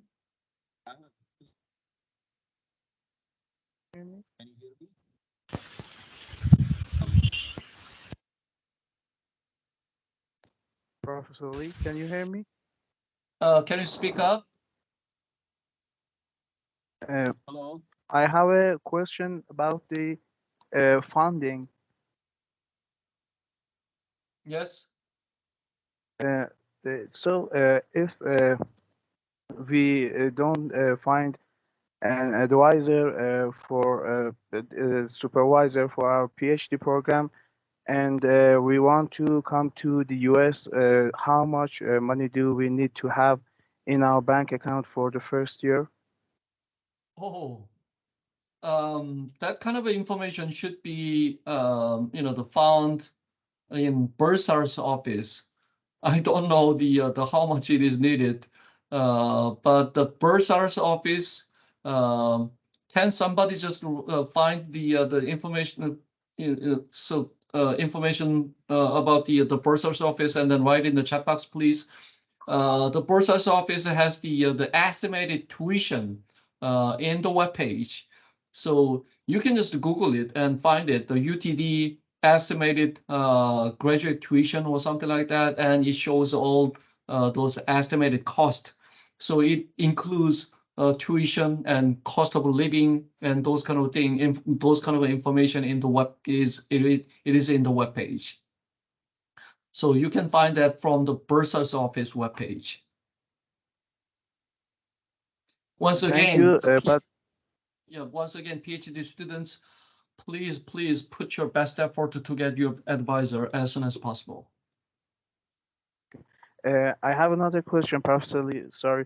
So when we come to your university, and uh, if what would happen if we don't find? Is it even possible for us to don't find any supervisor or advisor for our PhD programs, or it's There not? are some students who come without advisor for the PhD program, and usually they, they support themselves for first semester, and then they find advisor in during the first semester, and they are supported in the second semester or something like that. So I have seen those cases. Just personally, I was an international student more than 30 years ago. And when I came to United States, I did not have any support. I know how you feel, okay? And I know how urgent it is. I know that. But, so I supported myself for one semester, and I ended up supporting myself for 2 semesters. Uh, but finally found the research advisor and did all this requirement and get PhD. But it's really up to your choice that if you cannot find your advisor before the semester starts, it costs us a lot. You need to have good plan to support yourself, and most likely you can find advisor once you're here, but it's strongly recommended that you find your advisor before semester starts. Okay, thank you. And one more question, Professor. If we want to, personally, I want to defer my admission for the next semester because of the heavy queues in the U.S. embassies around our country. I live in Iran, and it can even possible. It is even possible that I can be late in the next even in the next semester. Can I defer my admission to the next semester? Absolutely, you can defer your admission to later term, and it is only you can defer your admission. We cannot, because it is linked to your applicant account, and only you can defer. Our office has no access. Okay, so you can just go ahead and go to the Galaxy account, and there is an option for deferment. Okay, and deferment up to 1 year is allowed. After 1 year, you need to apply again. Okay, thank you so much, Professor Lee, for your answers. Thank you. Professor Lee, can you hear me? Yeah. I'm a PhD admitted student. I need to provide visa for myself. And I have heard that one of the most important question when we go to the embassy, they ask about our research plan or course plan. Is this matter available for us right now before arrive to UTD or not? And what's the answer when the officer asking about the research plan or course plan? Do you have your PhD advisor? No. Okay. I have contacted a lot of professors in ECE. Unfortunately, most of them didn't reply me, and the other one who replied me said that they don't have any open opportunities, or even some of them told us they're required. Okay. I think, sorry, I interrupt you, sorry. I think the most important concern of the admitted PhD admitted students is finding supervisors, and I want to solve this problem for us. Of course, that is the you know, the major thing for any PhD admitted student. Once again, I personally went through all this process, okay? And I see still a lot of students are hired by RANTA for this semester, this fall semester, okay? It's in high competition. Admission to the PhD program is one. Being accepted as RAOTA, selected as PhD students for the faculty advisor is another. Okay, so you need to show your case. You need to put your best effort, and you need to make your CV the shine, and you need to show your enthusiasm. Why you want to be the PhD student for the specific lab? Okay, there is always high competition. Okay, so please keep that in mind. And I want to just share one more time. I went through this process. Okay, so I know what it means. But for this year's fall 23 incoming students, still I see a lot of students, they are hired as an RANTA. So you have a competition, you need to work hard, and you need to contact the faculty of your research interest and make your case. Okay. Thank you. Thank you so much. Hello, everyone. Hello. Can you hear me? Mm-hmm. So this orientation is for fall 2023. I am accepted for summer 2023. Is that? Well, yeah, summer students number is very small. So usually we do not have the separate orientation. The summer student is also fine. And are you here in the United States? Yes. Okay, then this same thing applies to the summer, the 2023 as well. Okay. Okay. Are you master's students or PhD student? Master student. Okay.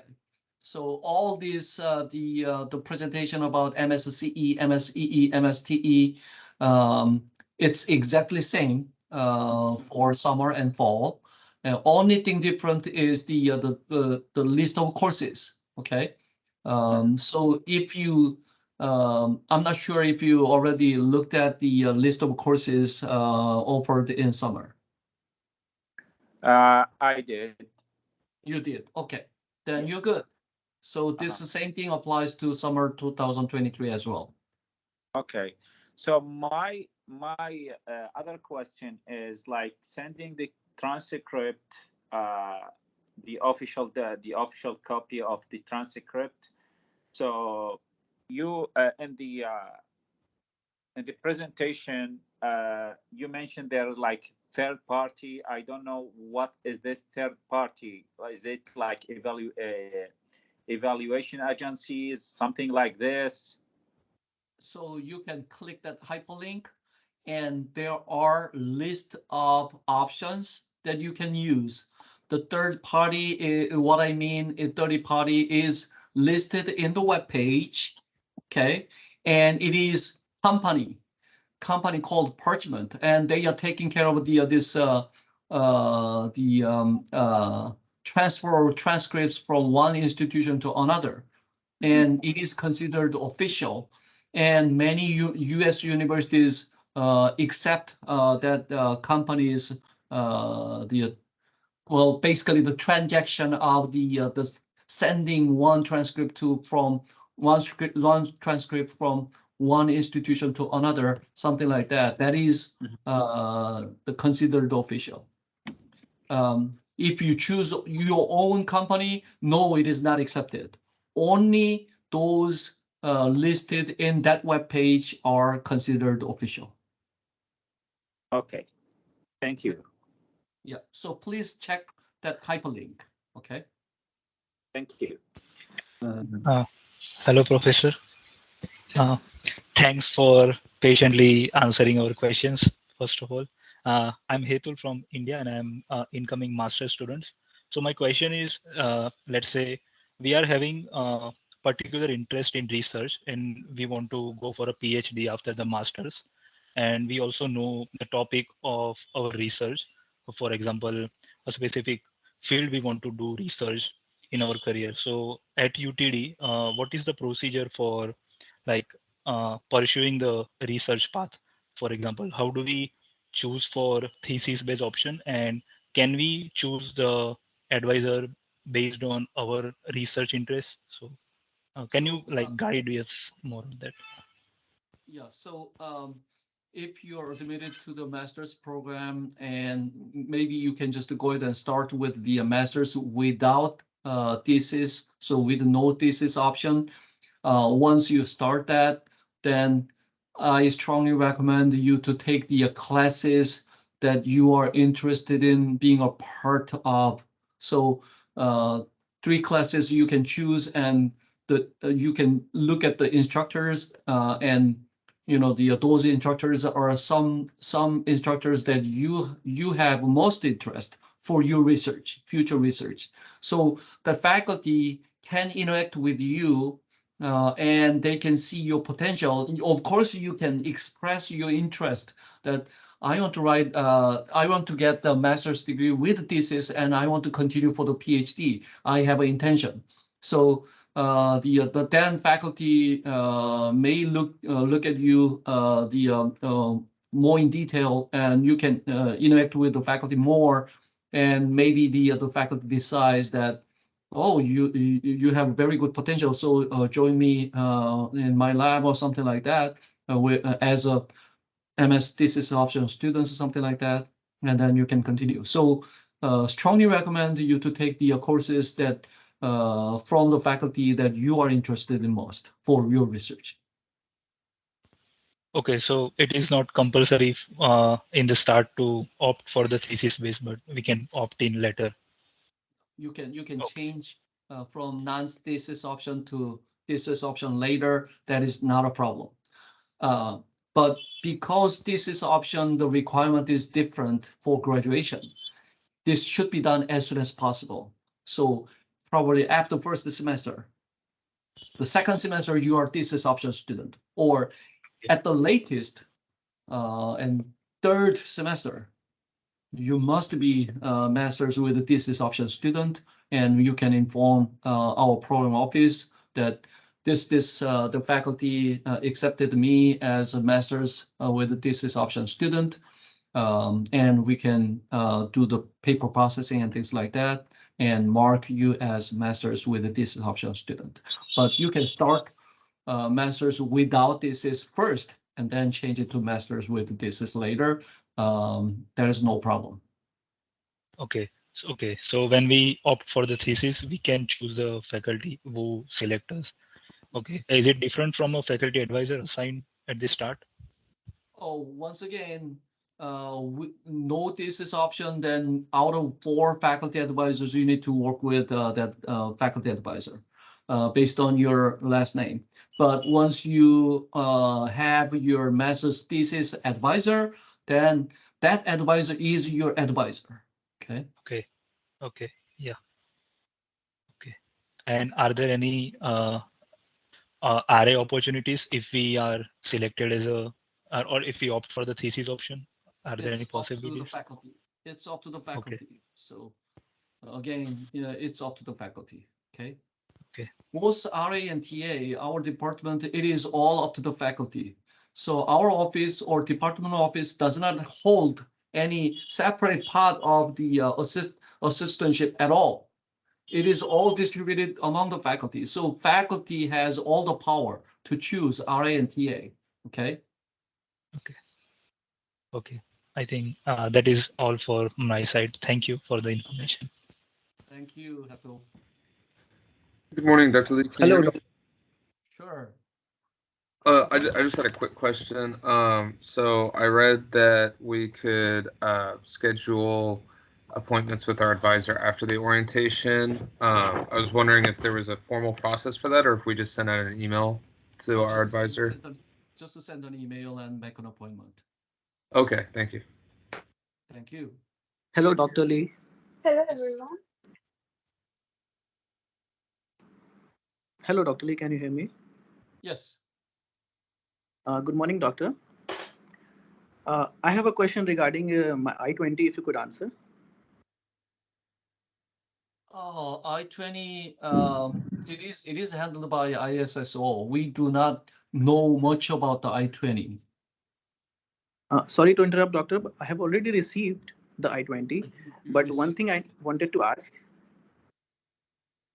the major program of study which is mentioned on the I-20 is electrical and electronics, and the acceptance letter which we have received is that mentions electrical engineering. Does that makes any difference? Oh, you need to contact the ISSO and have them corrected. It should be the same as the program that you are admitted into. Okay, so for that I need to contact ISSO. Yes, yes. You know, Okay, as Jennifer commented, this is very, very, very busy time for ISSO office for issuing I-20, and they may make some typos here and there. So it is very, very important for you to carefully look at the wording, and the program name is slightly different. You must get the right name. So you must contact ISSO. Okay, doctor. Thank you. Thank you. Hello, Professor. I Hello, hope you can. everyone. Yeah, so like I first of all thank you for this presentation. It was like very informative. So like I had a question regarding the Dean scholarship, the $1,000 merit scholarship that is offered.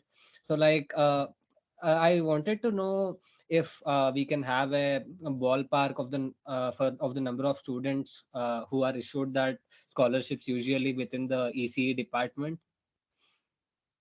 I cannot give you a number, but it is not small.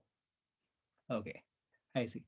Like I also had a follow-up question. Like you had mentioned in your presentation that we can provide our official documentation such as like transcripts and degree after we reach at the location. Uh, but actually, like I have received a couple of mails from UTD that I wouldn't be able to enroll into courses unless I submit them.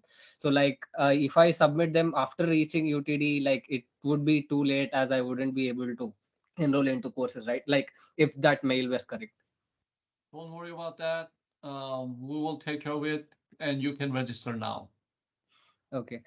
So like if we send the official documents now, like physically in a sealed envelope, so like that would mean that we need not send it again once we like we did not bring and submit it to you again once we reach the location, right?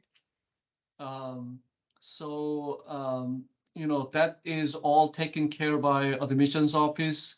Um, it is perfectly fine that you bring it hard copy. If you must bring it, then you bring it in hard copy. That is safer. Okay. So before your arrival, if you send it, then send it more like the third party the services like a parchment. That is something that that we are talking about. You can submit it before the semester starts and early on before your arrival. But if you cannot use the parchment or something like that, it's better that you bring it hard copy in sealed envelope yourself and carry it and bring it to the office and the submit hard copy over there once you arrive. Of course, your course registration will not be affected by that, like I said. Okay. Thank you. Thanks a lot, Professor. Hello, Good Professor. morning, Dr. Lee. I have a question regarding the Johnson Dean Scholarship. Are we eligible for this scholarship in the second year of our master's? We have a small number for second year masters as well, but it is very, very competitive. Usually, most of the scholarship goes to incoming students. And what our thought process is that, help the students who are academically excellent and come here for 1 year that they can pay just the in-state tuition. Of course, it is not zero, but it is a lot better than out-of-state tuition. And in 1 year, almost all students who want to get internship, they get internships. So, you can get internships over the summer, and it can help for your finance in the second year. So that's kind of the thought process in our office, and that is the reason why we put most of the other scholarships for the incoming students to encourage and help their finance in the first year. In the first year, you cannot get any internships. For international students, you must be here in the United States and study 2 semesters to get internships, to be eligible for internships. So that is why. Okay. So again, the answer is yes, but it is a very small number of continuing students eligible. Okay, thank you. Have a great day. Hello, Professor. This is something similar to the earlier question asked regarding thesis option. I wanted to check the procedure of opting for the thesis option, like in the beginning when we start the course. Can I opt the thesis option while choosing the courses, or what's the procedure if I want to start now?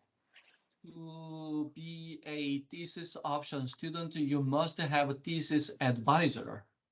So you need to talk to the potential thesis advisor.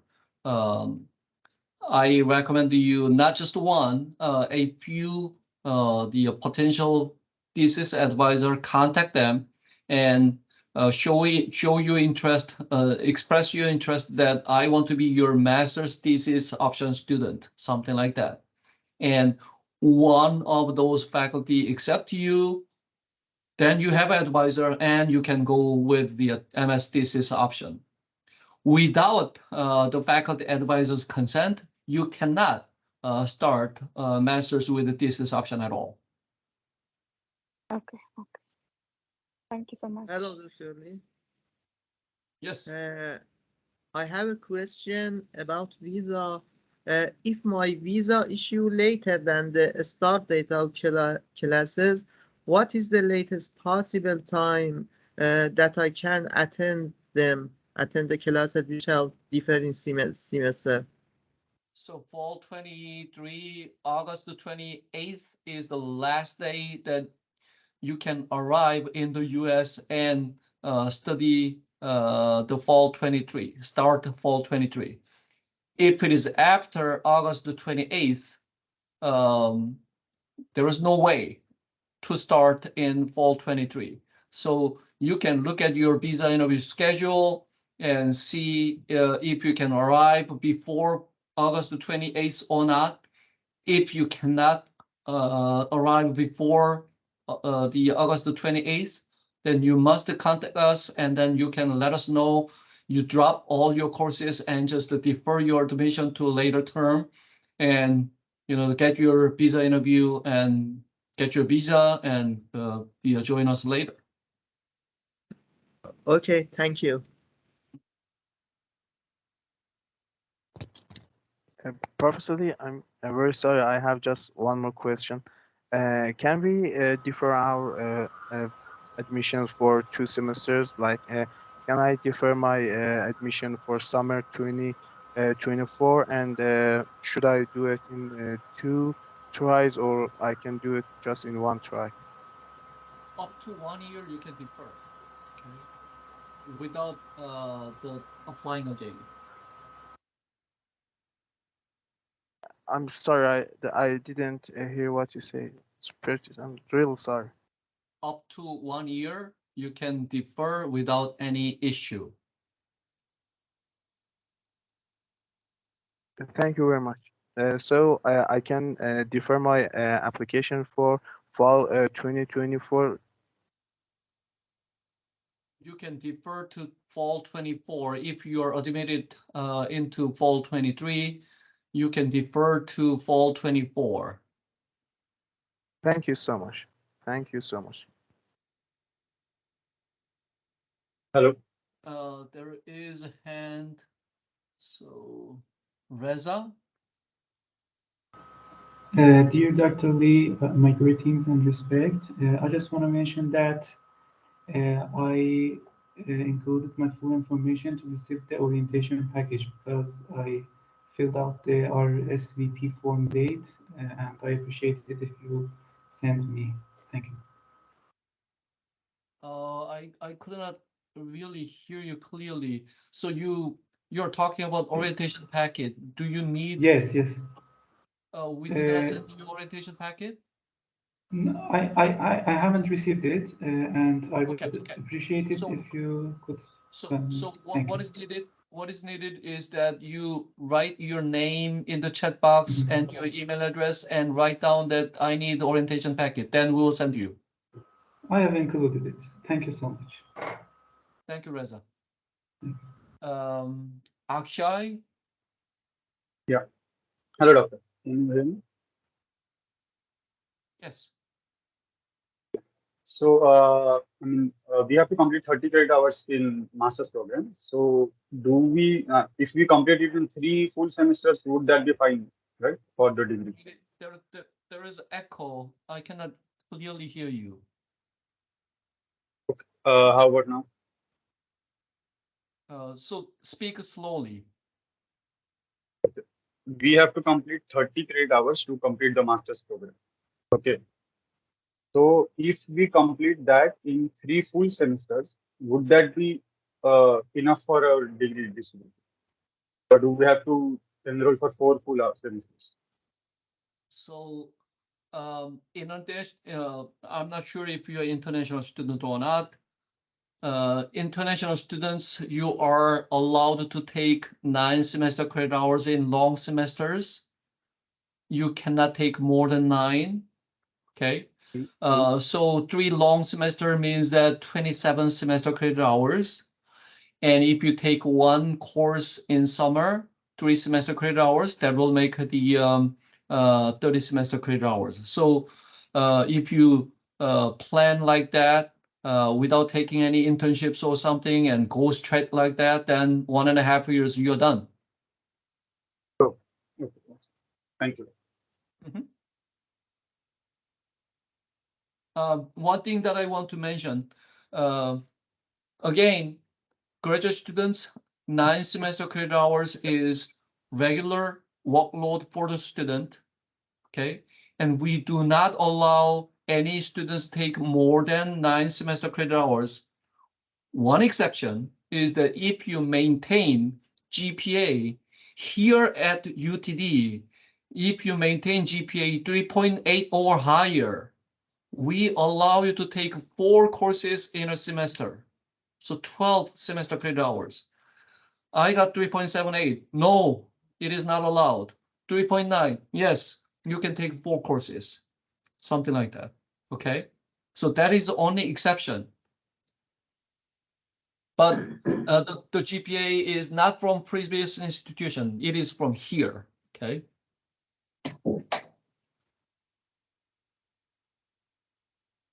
Sorry, Dr. Lee. Yes. You told us contacting the computer science faculty members is not allowed.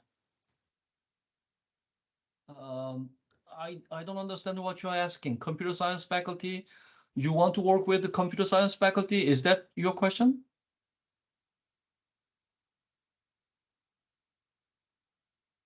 Contact for finding advisors or not? Of course, you can find faculty in any department, and if they accept you as a PhD student, the faculty should be affiliated with the ECE to advise you. So if you want to find the faculty in computer science and the faculty accept you as a PhD students, then you are in this program, ECE department, that faculty must be affiliated with our department. That affiliation is very, very easy. Okay, thank you very much. In fact, there are several ECE department PhD students are advised by computer science faculty. And some students are advised by mechanical engineering faculty, biomedical engineering faculty. Like I said, there are a good number of students are advised by faculty in other departments because they need this what our students can offer. Okay, thank you for your nice response.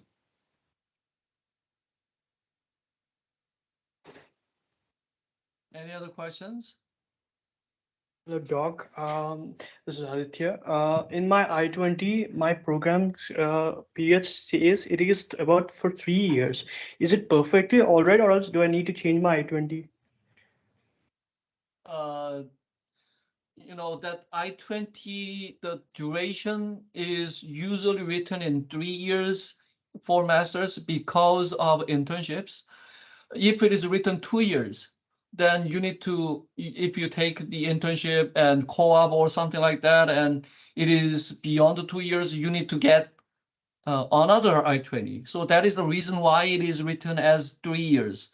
It does not mean that that is average time for any master's students to get master's degree. Okay, so don't get it wrong. So that is the whole point of the 3 years written down for the I-20 for master's students. Does it make sense? Yeah. And also, I'll be coming on my sabbatical leave. So does UTT have any restrictions or problem with that? Or is it perfectly all right? I do not understand what you mean by you are on sabbatical leave and I'm actually working in a company, and my company has agreed to send me to the US for 2 years of masters. okay. Then you just finish your bachelor's degree in 2 years and go back. And what is your concern? I mean, is UTD having any issue with that? Because or else for any internships. I don't think so. I don't. So we do not have. I don't think we have any issue whatsoever for that kind of the arrangement. Okay, thank you. Huya,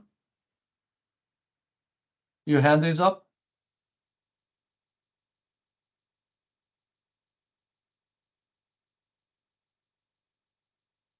Okay, now hand is down. Anyone else?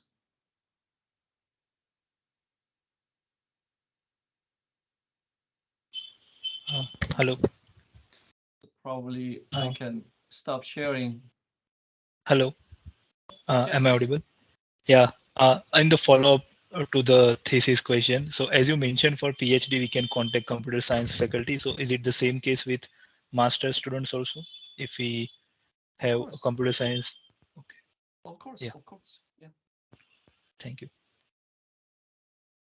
So once again, the faculty needs to be affiliated with our department. And there are many computer science faculty who are affiliated with the ECE, and some faculty in mechanical engineering, systems engineering, and biomedical engineering, they are affiliated with ECE. Huya, your hand is up again. Can you hear me now? Yes. Okay, great.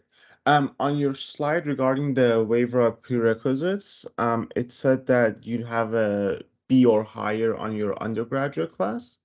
Is that for all the prerequisites for the graduate courses? Any prerequisites that you want to claim waiver, you must get B or higher. If it is below B grade, it is not considered you take that course. I see. Okay, thank you.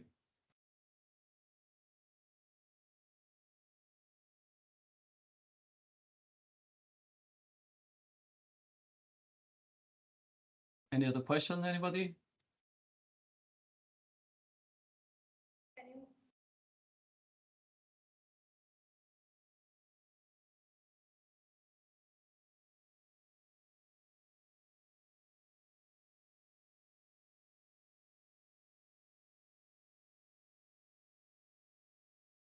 Well, Aditya, your hand is up.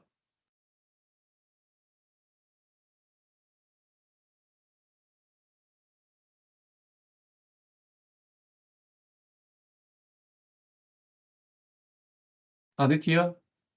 Okay, so now hand is down. Let me see chat box if I missed anything right here.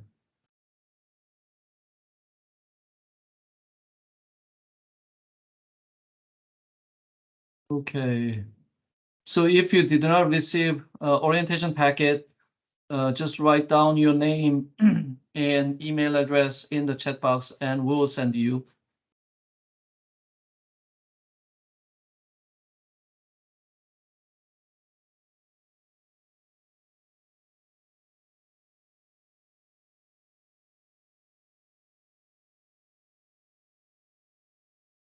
So there is question about TA application. TA application result is already done, and it should be informed to those who are awarded as a TA.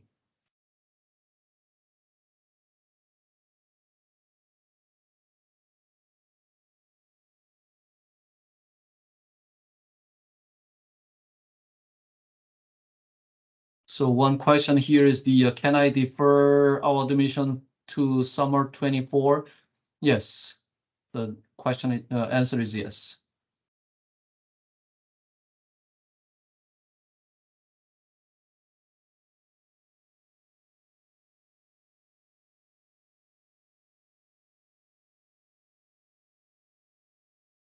Well, this question right here, do we need to mail the physical paper copies of official documents before I went to university? I already answered it.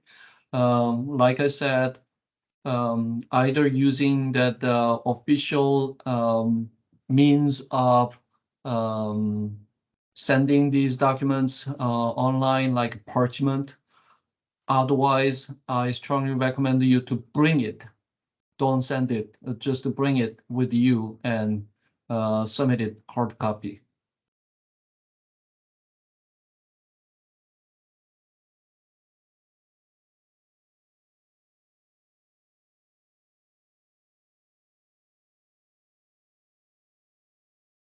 Well, if there are no questions anymore, of course, we will follow up the chat box questions if anything is not answered. I believe most of the things are answered, but we will carefully check it out.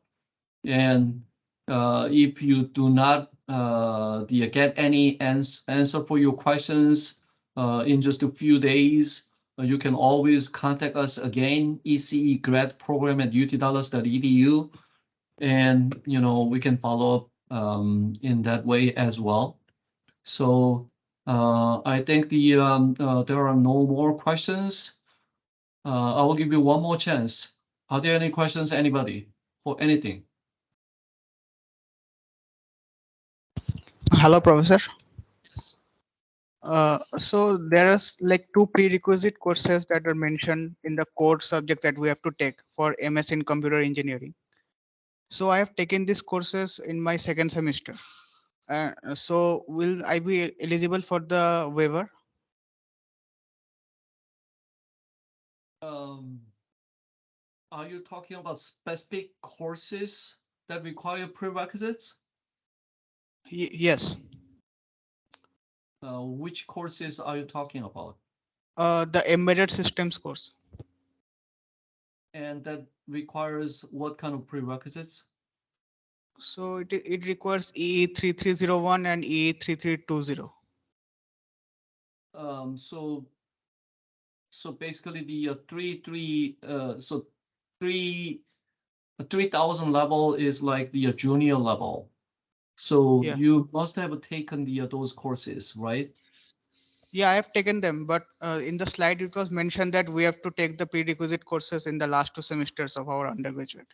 I have taken before them. Oh, okay.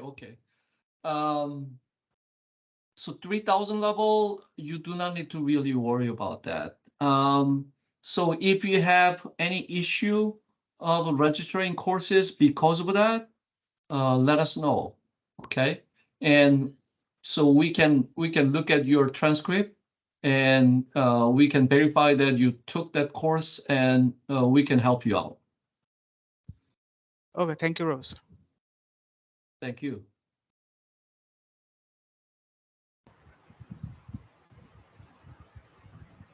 Hasanim, your hand is up.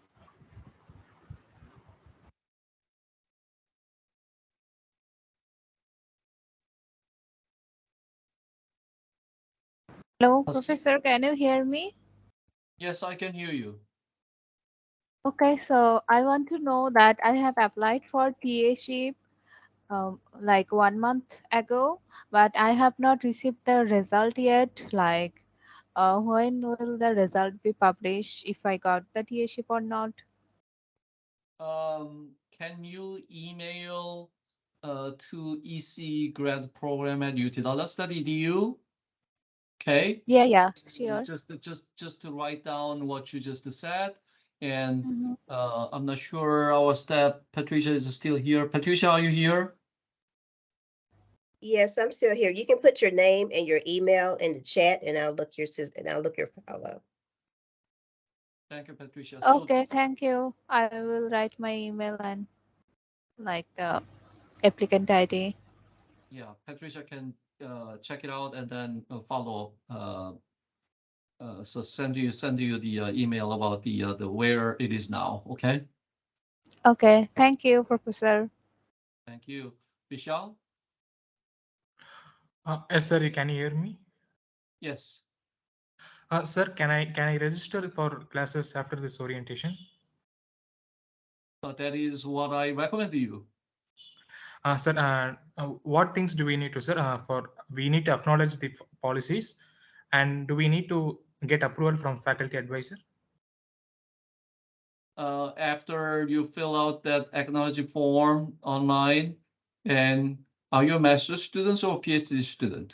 I'm a master's student. So you must make an appointment with your faculty advisor and submit registration form and first semester degree plan and get advised and signed. Okay, sir. Thank you. Sir, another doubt. That is all presented during the this orientation already. So for prerequisite waiver, should the grade be US grading system or can it be Indian grading system also? So what do you consider? So I believe UTD it allows WES certificate. So as long as you have the B or better grade in WES, then you should be okay. But otherwise, it should be very clearly written as B or better in the transcript. Otherwise, it is not accepted. Okay, sir. Thank you.